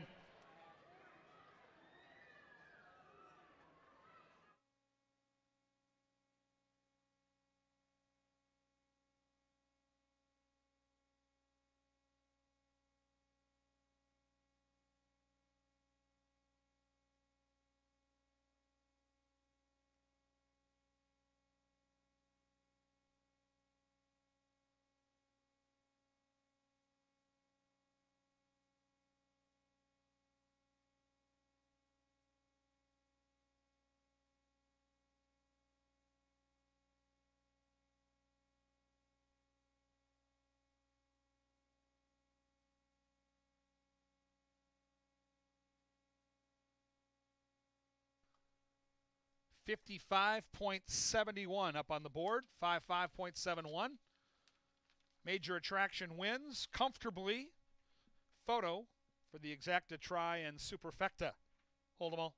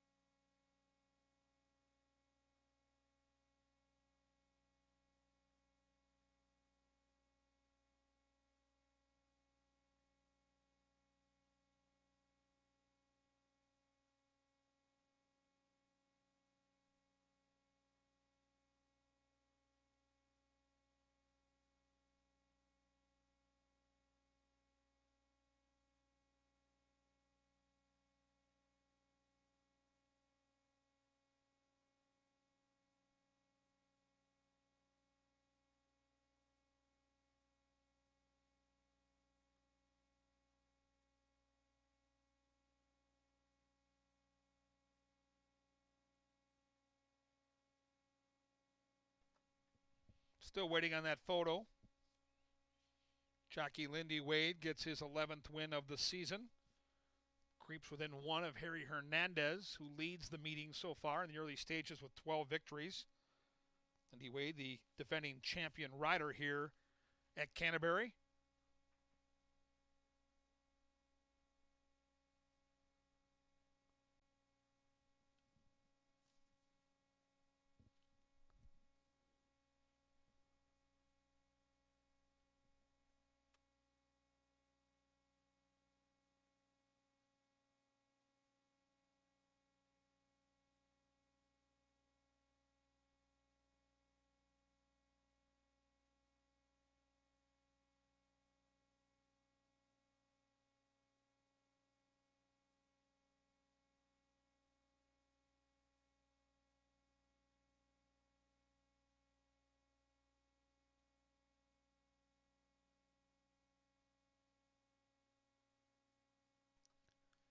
Into the Mystic Lake Winners Enclosure goes the soon-to-be official winner of our 7th race. It's number 3, Major Attraction. Major Attraction is a 6-year-old chestnut horse by Distorted Humor out of Nothing to Declare, Fulton, Kentucky.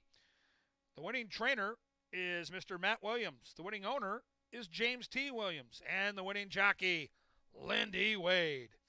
Congratulations to the connections of Major Attraction. Photo sign still on the board, so hold those tickets.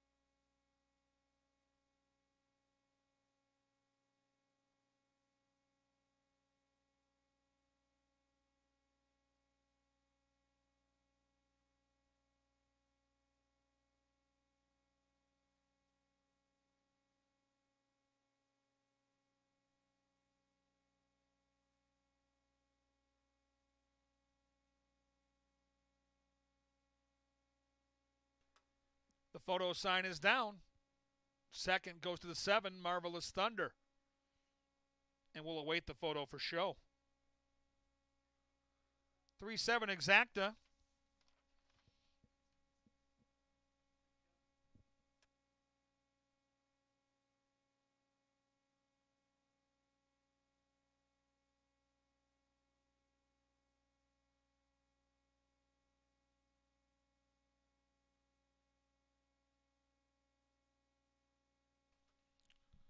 Update from the judges here at Canterbury. Having a hard time with our tote board, but the race will finish 3-7 first second with a dead heat for third. The 2 Yankee Indian and the 9 Sunny Is Not So Funny, dead heat for third. The trifecta will pay twice, 3-7-2 and 3-7-9. The superfecta will pay 3-7-2-9 and 3-7-9-2. 3-7 first second, 2-9 dead heat for third, multiple trifectas, multiple superfectas, soon to be cashable. We appreciate your patience.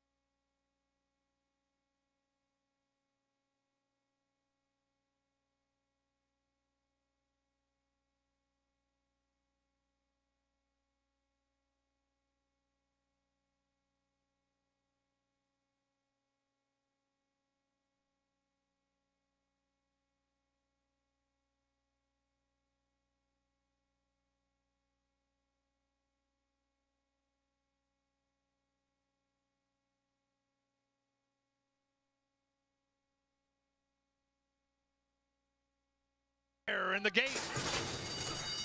And they're off. They speed out to their 5-furlong journey led by Riding the Train. Riding the Train, riding the rails and leading it by a length. Yankee Indian is next. Then we come to Major Attraction. Outside of horses is Marvelous Thunder. In between those horses is Enough Nonsense. And then we come back to American Union. Outside of that one is Sky Confidential. At the back of the pack is Sunny is Not So Funny. And Riding the Train still leads. Riding the Train by a length. Major Attraction is imposing there in second. Then it's Yankee Indian in third. Nothing happening right now with Enough Nonsense who's blowing the turn. Enough Nonsense is moving out of the race. Top of the stretch and Riding the Train has the lead. But for how long? Major Attractions pounding away in second. Then Yankee Indian, a cavalry charge down the Canterbury turf course. And Lindy Wade and Major Attraction now jump to the lead and open up. How about this turn of speed? Lindy Wade tucking the whip away and looking at the big board, and he sees nothing but green grass as he sails away to a 3-length win.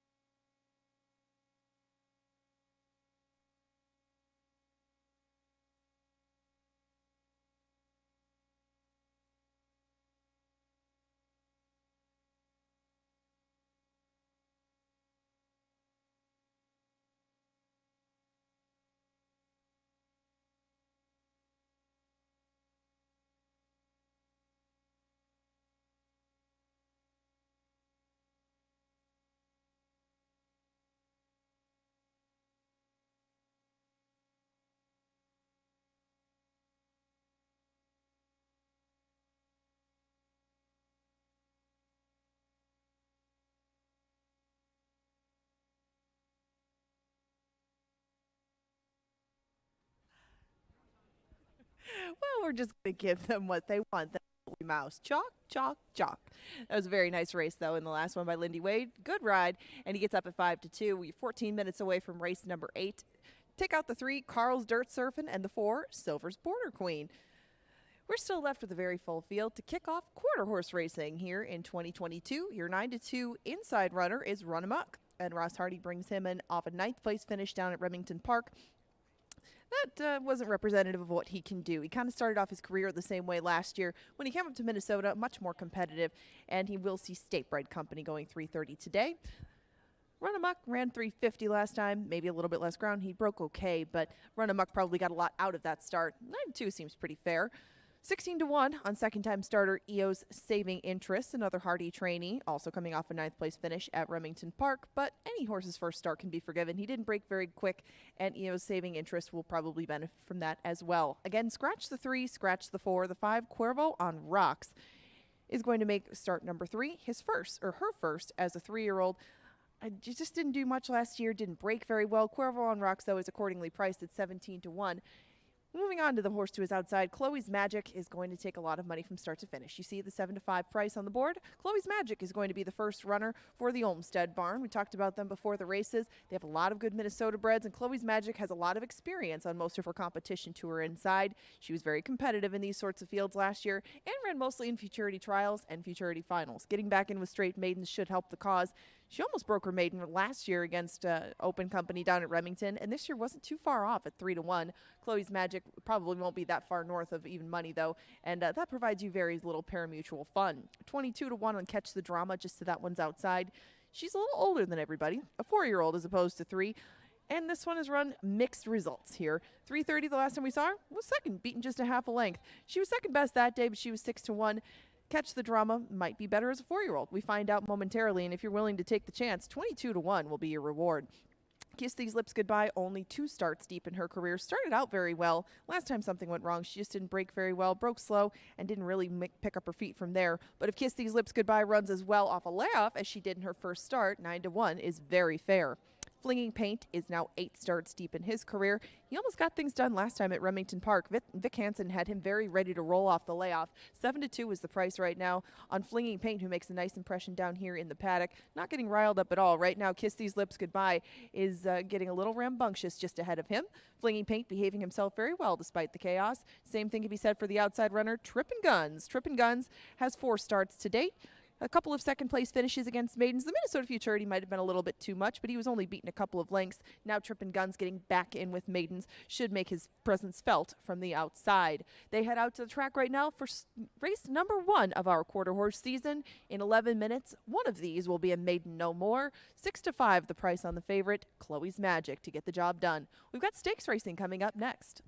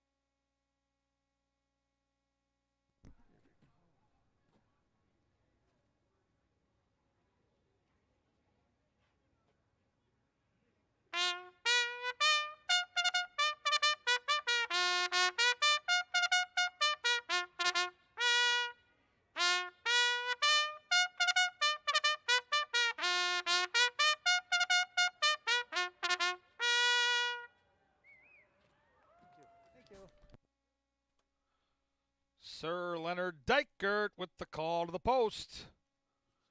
Quarter horse racing commences at Canterbury. 3 more to go.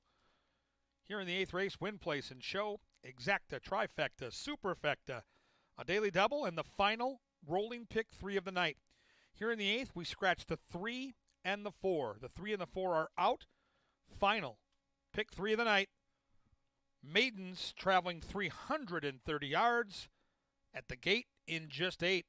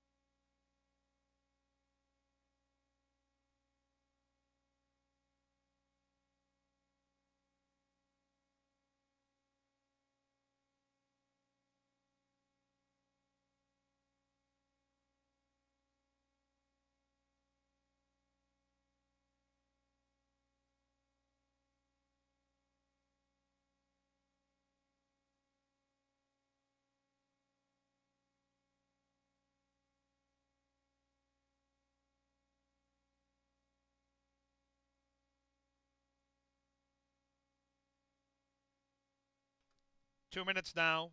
2-minute warning.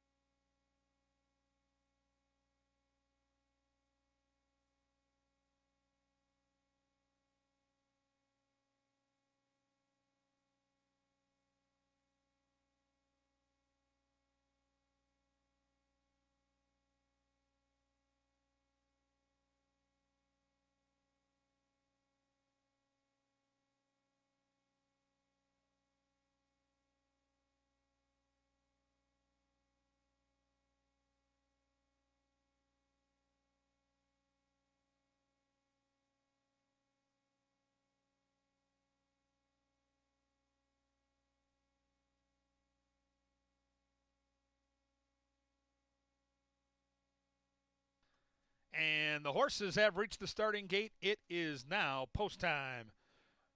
Post time for the 8th. Chloe's Magic, 9-5 and favored. Great battle for second choice between the 1, Run Amok, the 9, Flinging Paint, and the 10, Trippin' Guns. 3 quarter horse races to go. This maiden breaker, and then we get 2 quarter horse stakes. You're here at the track, get up to that rail, watch them thunder down the stretch. There's nothing quite like quarter horse racing here at Canterbury Park. Half the field is loaded in nicely. There goes Cuervo on the rocks. The favorite, Chloe's Magic, waiting to load in. Trippin' Guns will be the last horse in line. Almost set for a dash. There in the gate. Movement from the favorite. Jockey off. Jockey off, Chloe's Magic. Still off. Oh. Still off. Escobedo getting back on board. Still off. All set. Still off. Go. Oh. Run. And they're off. After all that, Chloe's Magic broke beautifully. Inside is Run Amok. One from the rails, EO saving interest. And on the outside comes Flinging Paint. In the middle, though, still Chloe's Magic. Outside, Flinging Paint. Chloe's Magic. Chloe's Magic. Flinging Paint. Chloe's Magic got it.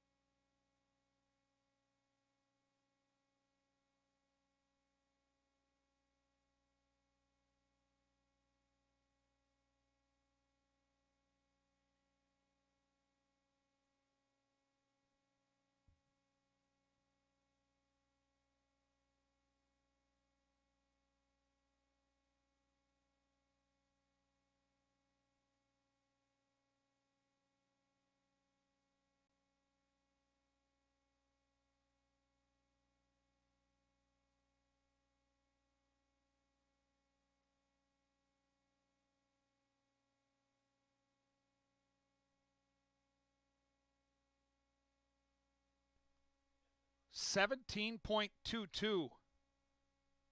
Still up with a photo sign, 17.22. Photo, hold them all.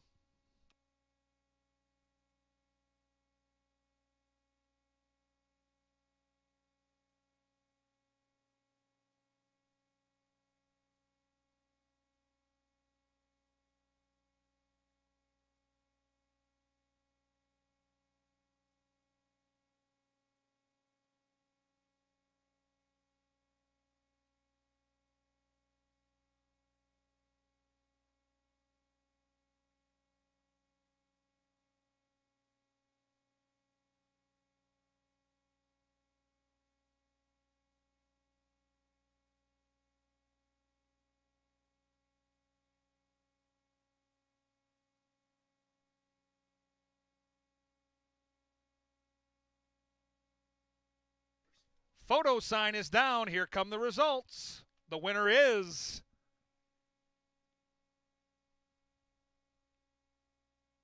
six by a nostril. Chloe's Magic wasn't clowning around. 6, 9, 10, 2, 17.22. Still unofficial, hold 'em all.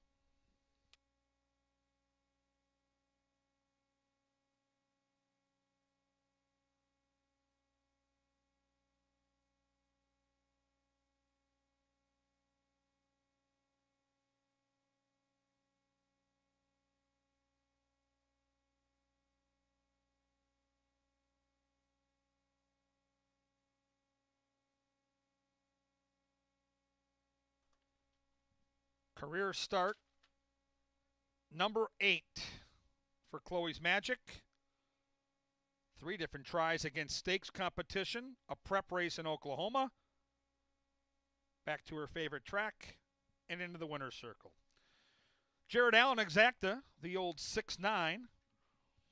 50-cent trifecta paid $8.75. 10-cent superfecta, $7.69. Don Beaupre 3-3 double, $4.90. Into the winner's circle comes the winner of our 8th race, number 6, Chloe's Magic. Chloe's Magic is a 3-year-old brown filly by He's Relentless out of PNC Lockenham. The winning trainer is Jason Olmstead. The winning owners are Lunderborg LLC. And the winning jockey, Edwin Escobedo. Congratulations to the winner of our 8th race and the connections of Chloe's Magic. Up next, back-to-back stakes races for the quarter horses. The North Star State Derby for over $28,000 at 400 yards. We scratched the 3 in the 9th. Take out the 3 in the 9th. They'll be at the gate in about 21 minutes.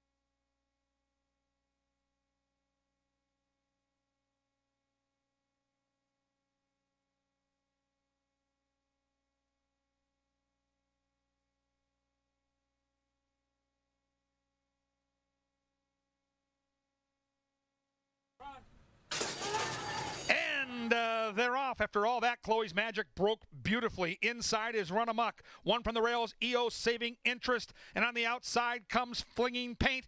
In the middle, though, still Chloe's Magic. Outside, Flinging Paint. Chloe's Magic, Flinging Paint. Chloe's Magic got it.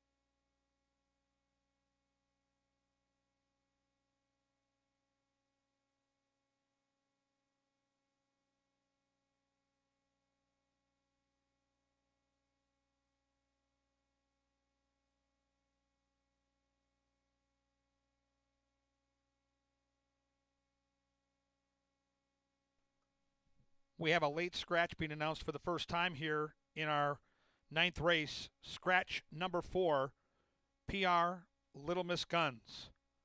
Scratch the 4, PR Little Miss Guns. Refunds available for your win, place, and show wagering, exactas and trifectas. If you had this horse in the pick 3, you'll move to the favorite. Scratch number 4, PR Little Miss Guns.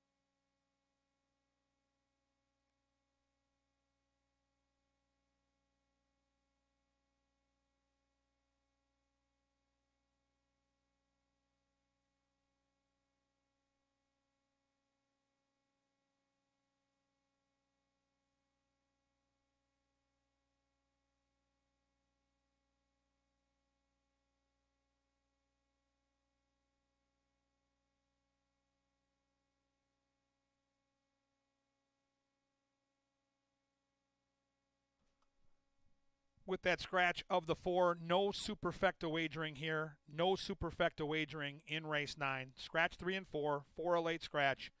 No superfecta wagering.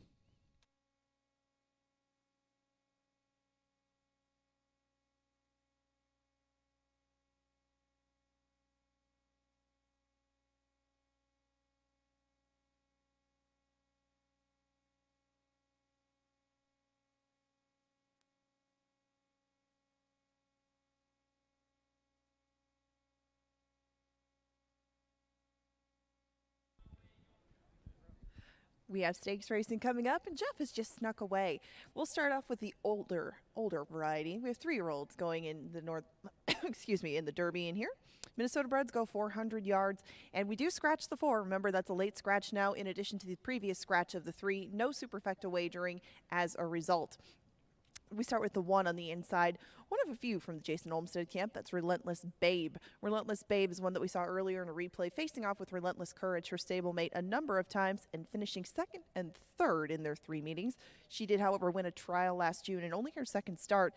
She broke very well. She's a very speedy one out of the gate. Wasn't quite sure about 400 yards and the rail, but that's probably why you get 9-2. She makes an excellent impression in the paddock, though, as does Tommy Guns. Tommy Guns out here at 6-1 is going to make only lifetime start number 4. This is his first as a 3-year-old. Didn't get any preps down south, but Tommy Guns came out running. Won his debut on July 13th last year. That was only at 3:30. Then they shortened up. Maybe not quite enough ground. The 400 yards should be right up his alley, but he does have to turn the tables on both Relentless Courage and Relentless Babe if he is to pick up his 2nd lifetime win in this spot. Again, scratch the 3, scratch the 4. Jeff and I both settled in on 3-1 shot Relentless Legacy, who ran very well in defeat last time around. It was his first start since May of last year. Relentless Legacy won right at first asking down at Remington Park. He was the only one of the 3 in here to do so, and he did so very impressively by half a length at 10-1. He went off at 8-1 last time. He broke pretty well, but again, he ran very well in defeat to only lose by a length and a half. It should set him up well for his return to Minnesota racing up here. Never made the gate at Canterbury yet, but this will be his first start, and he has a big shot at 3-1. 4-5 on the horse just to his outside. Relentless Courage is going to try to pick up lifetime win number 5. He is a perfect 4-for-4 at Canterbury thus far, and Relentless Courage will be rejoined by Luis Valenzuela. He was his partner for those wins last year. Escobedo did ride this horse in his last couple. He's going on the 5, and at 4-5, I thought that this horse could maybe be beat going 400, but Relentless Courage also has 4 starts in already at the meet at Remington Park. Got a little bit closer each time and is very well prepared to make his local debut at the age of 3. Now just start number 2 for Michael B. on the outside. This will be the field's long shot. 6-1, the price on this one. As Relentless Legacy comes my way. Michael B. making only lifetime start number 2. Didn't break so well in the first one down at Remington Park. He ended up beating only 3 lengths, though. And Michael B., if you are seeking a price, is definitely going to be one, currently at 6-1. They now head out to the track. A 5-pack, again, no super. Late scratch of the 4 knocks that out. We have 8 minutes to post, and I'll see you in the winner's circle to talk to the winner of the Derby as they head out to the track for race number 9.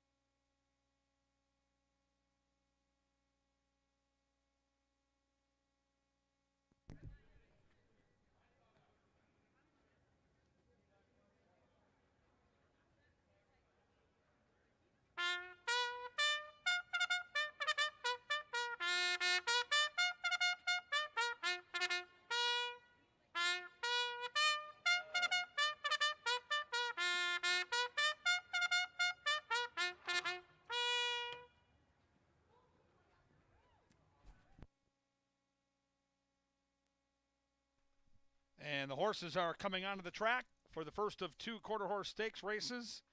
This is the North Star State Derby.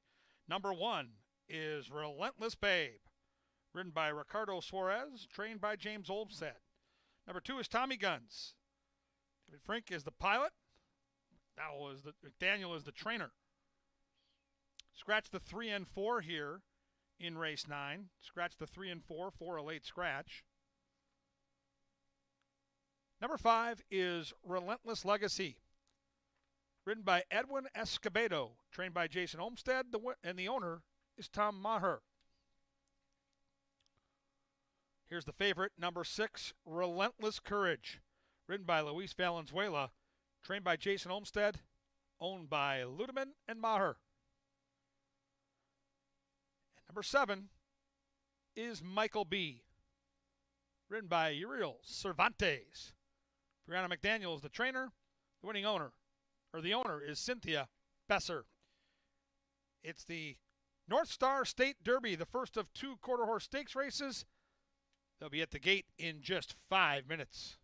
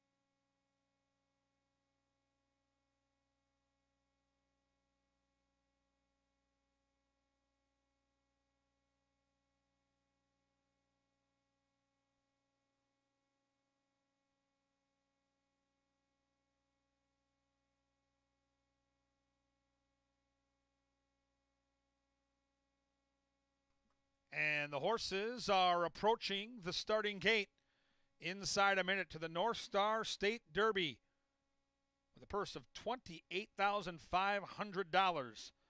Minnesota breds dashing 400 yards. Coming up.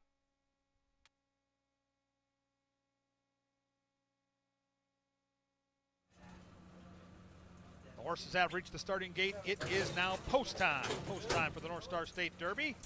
4 to 5 on Relentless Courage. 6 horse here. Relentless Legacy moving in. Favorite will be next. And the field's long shot, Michael B to the outside. Derby time. 7 horse is dislodged. Real Cervantes. Coming back on.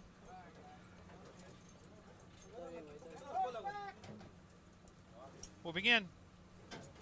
Set for the stakes. They're in the gate. And they're off. The favorite, Relentless Courage, left at the start. Relentless Babe has the lead. Tommy Guns is right there. From in between horses is Relentless Legacy. Tommy Guns, watch out for the Guns. They'll get you. They lead by a length. But here comes Relentless Legacy on the outside. Tommy Guns, Relentless Legacy in time.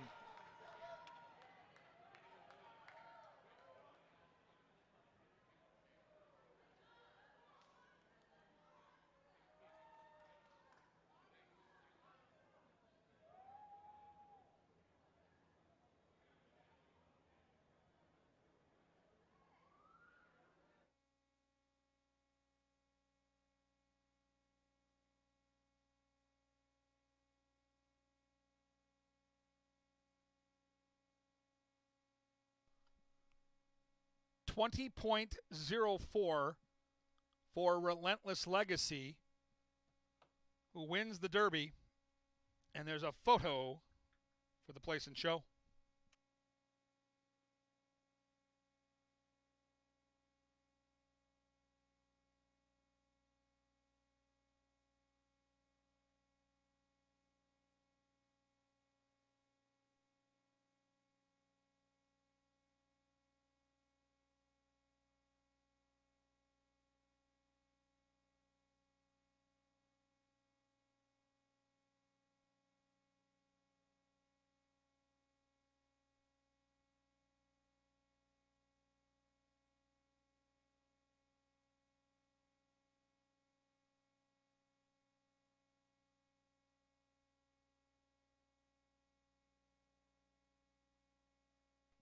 Back-to-back wins for the trainer and jockey. Stand by for a stakes winning interview with Angela Herman. The Mystic Lake Winners Inclusion. Stay tuned.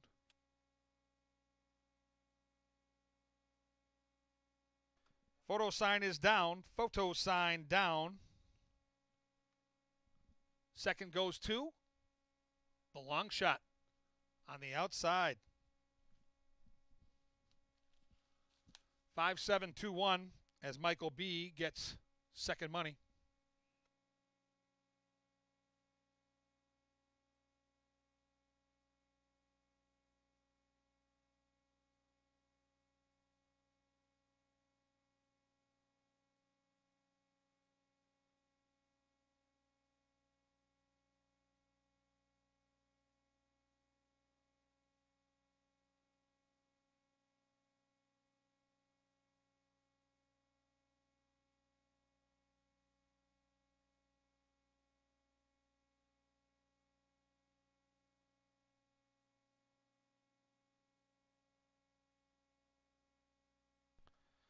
$9.20 for your win ticket on Relentless Legacy. That 50-cent trifecta paid $253. The $1 double, $2.20. With the scratch, the $1 double to 6 and 5, $9.90. Pick 3 paid $21 even. The Heinz 57 $1 exacta, $35.30. Relentless Legacy. 2 career starts, a win on debut last May, a prep race in Oklahoma, where he finished 5th. And then a win here tonight at Canterbury. Relentless Legacy is a 3-year-old bay gelding by He's Relentless out of Legacy's a Streakin' fold right here in Minnesota. Winning trainer Jason Olmstead. Winning trainer Tom Maher. And the winning jockey Edwin Escobedo. Owner, trainer, and jockey go back to back, and Relentless Legacy wins the North Star State Derby. Into the winner's circle they come. Well done indeed. Congratulations to the connections of the North Star State Derby winner, Relentless Legacy. Stay tuned for a post-race interview with our analyst Angela Herman.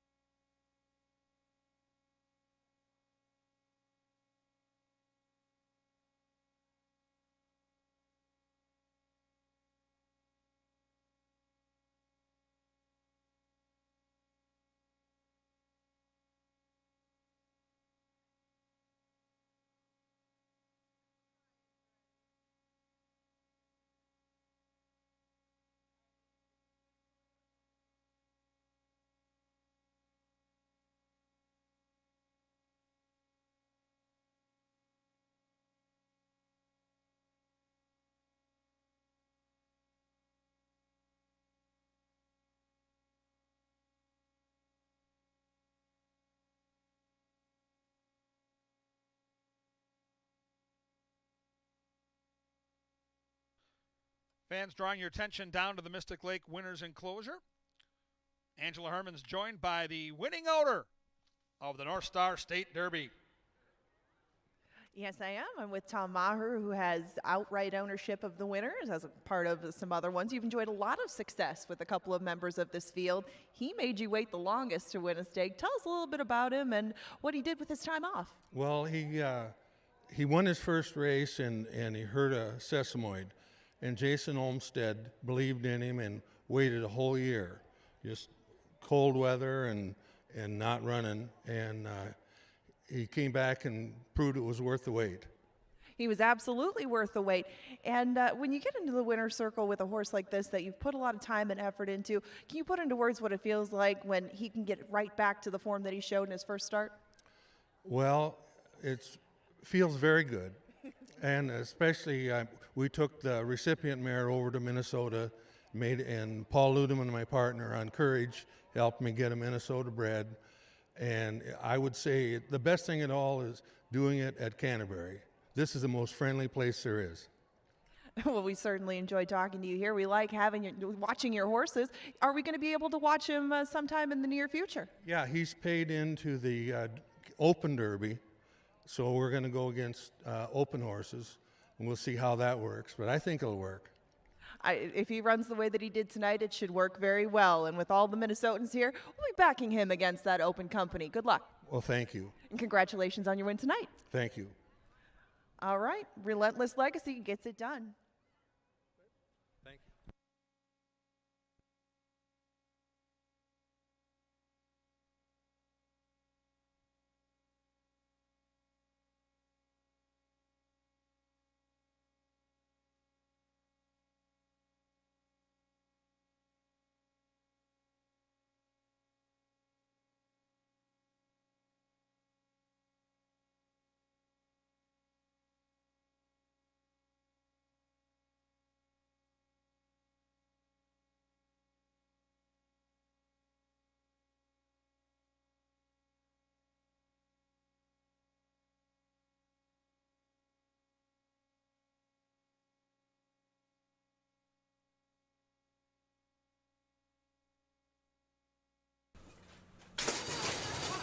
they're off. The favorite, Relentless Courage, left at the start. Relentless Babe has the lead. Tommy Guns is right there. From in between horses is Relentless Legacy. Tommy Guns, watch out for the Guns. They'll get you. They lead by a length. But here comes Relentless Legacy on the outside. Tommy Guns, Relentless Legacy in time.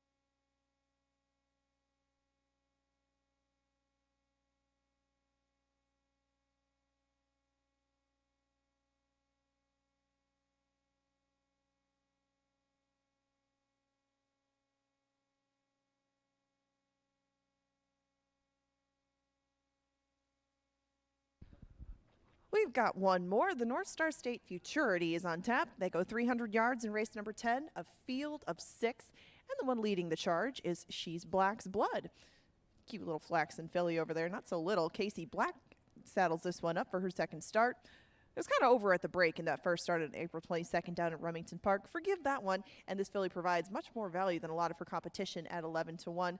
She's a little bit energetic down here in the paddock, but that's to be expected of 2-year-olds. So do keep an eye on them both here in the paddock and as they head to the track. Peaceful Rain is behaving very well. She hasn't started yet, but she is the first of 4 from the Olmsted barn. And Peaceful Rain has some decent works leading into this. All at Will Rogers. Kelsey Harr will hop aboard this one, and this filly is currently on the board at 7-1, taking a little bit of money. Blue Bayou has some experience. She did start out at Remington on the same day, actually, as She's Black's Blood. They didn't race in the same race, but this one broke right on top in that 300-yard race. That should set her up very well for this, and you can see 5-2 is the price on the board. She did take quite a bit of money, just south of 5-1 in that debut down there. She, too, prepped mostly at Will Rogers Downs, but she put in a very snappy work at the beginning of April. This filly does have speed. Blue Bayou will give anybody a challenge to her outside, including the 4-5 favorite Beep Beep Rev Rev. Relentless Flash is right behind me. Relentless Flash looks very good for her second start. She, too, kind of lost things at the break. She broke okay and then made a right turn. Ishmael Suarez Ricardo will get on Relentless Flash. She should improve in this spot, but you get 11-1. She looks very, very good down here in the paddock. I will say she is behaving herself and makes an excellent appearance. The spotted one, Rocking the World, is right next to that. He will make his debut for the Lex and Bacchus barn. 9-1 the price on this one. Who put in a bullet work in the beginning of May to prepare for this one. Not so great out of the gate the other day. I mean, it's just a gate work. It's not that will reflect how we'll run this afternoon. But it wasn't the bullet. Rocking the World still gets an outside position. Should be well set, and I mean, only has to beat 5 in his debut. It's not like he has to face a field of 12 or anything. On the outside, Beep Beep Rev Rev is very much on her toes to try to make her record 2 for 2. Broke right on top in that race on May 13th at Remington Park and didn't look back. Just stretched out the margin a bit by a neck. She was 17-1 that day, but she had put in very good work at Will Rogers herself, just 2 to get ready for that first start, as opposed to the body of work that some of her stablemates had put in. Beep Beep Rev Rev is a half to Beep Beep Zoom Zoom, who we've seen in the winner's circle as a precocious Minnesota-bred 2-year-old. Beep Beep Rev Rev is your current 4-5 favorite to get the job done and make it 2-4-2 in her short career. We find out in 7 minutes if she'll do the trick. Right now, the riders are getting mounted up, and they're heading out to the track for our final race of Wednesday. We'll see you out front to talk to the winner. Good luck.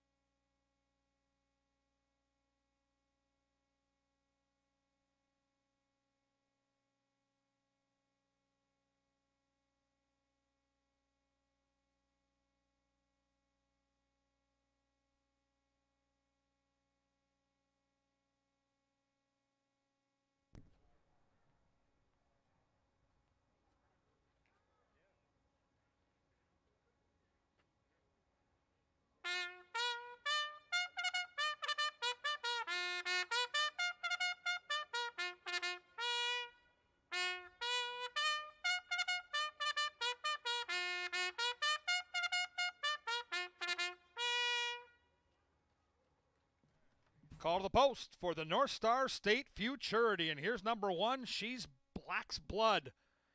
Bonifacio Curos is the rider. Casey Black, the trainer. The owner is Tracy Black.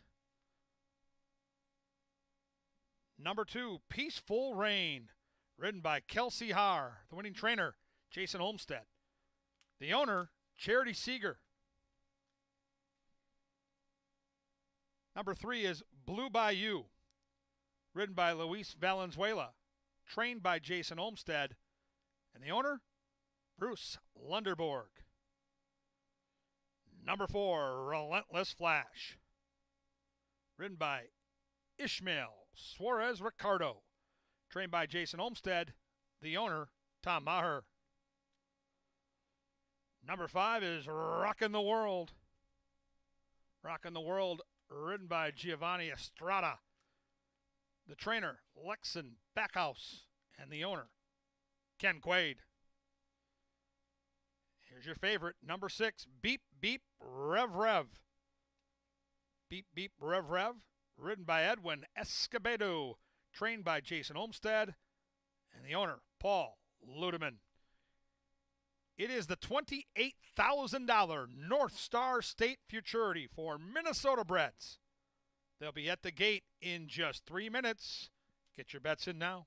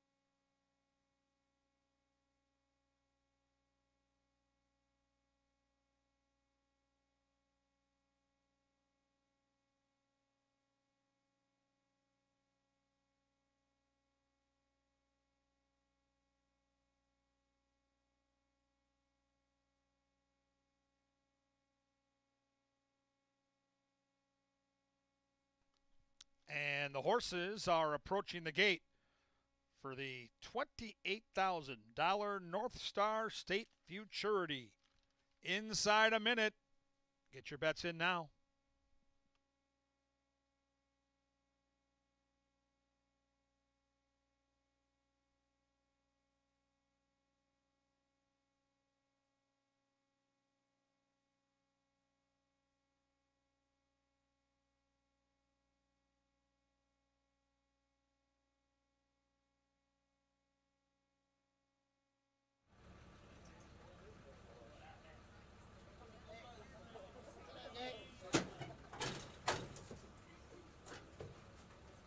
horses have reached the starting gate. It is now post time. Post time on the North Star State Futurity.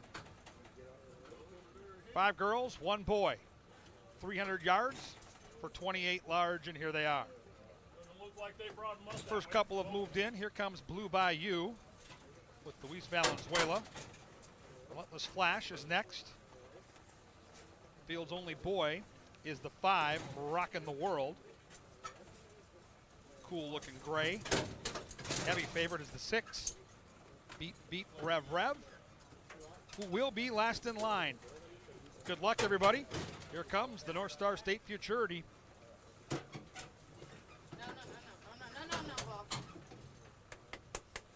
There in the gate. And they're off. Slow start for Rockin' the World. Fast start for Beep Beep Rev Rev. Then it's Relentless Flash. Inside is Blue Bayou. It's still Beep Beep Rev Rev. Chased by Relentless Flash. Beep Beep Rev Rev in front.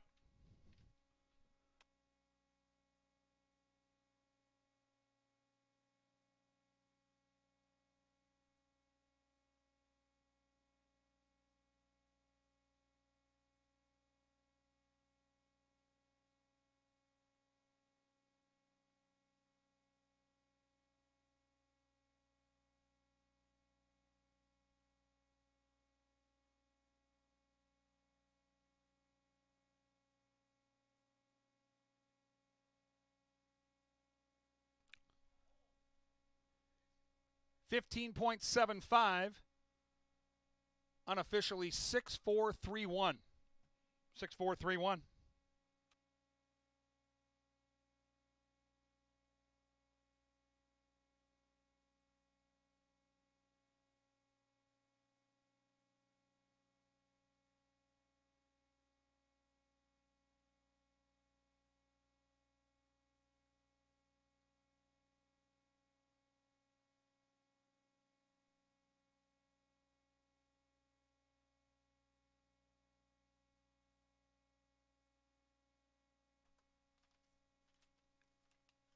Another winner for Edwin Escobedo and trainer Jason Olmstead. They go boom, boom, boom.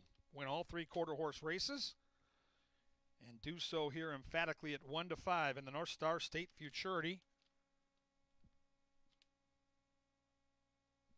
Track record was 15.27, set by Dickie Bob, another Olmstead charge, back in the spring of 2019.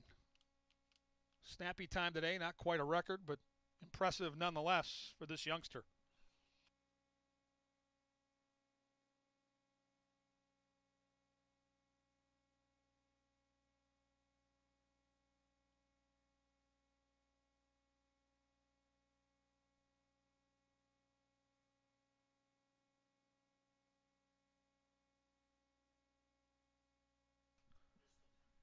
Race number 10, official and cashable. That trifecta paid $11.05. The 10-cent super, $5.69. The $1 double, $7.10. Pick 3 paid $5.95. The Macau Grandlands 6-4 exacta, $12.60.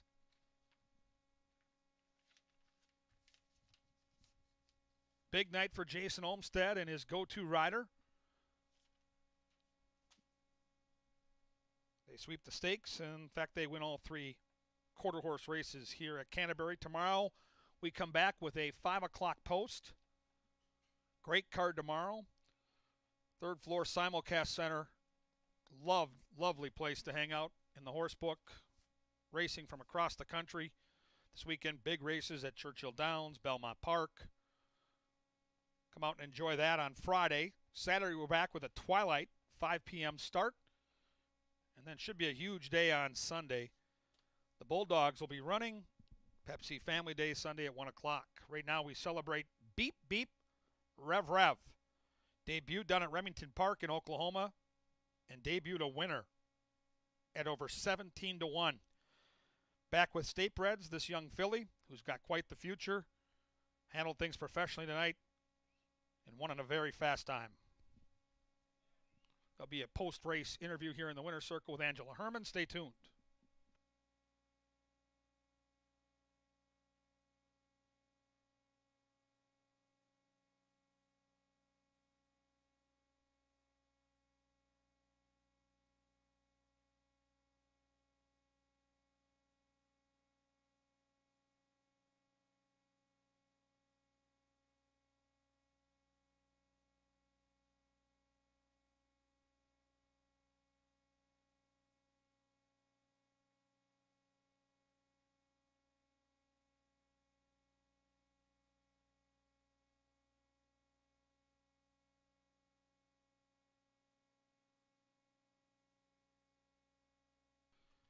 Here's the champion of the North Star State Futurity.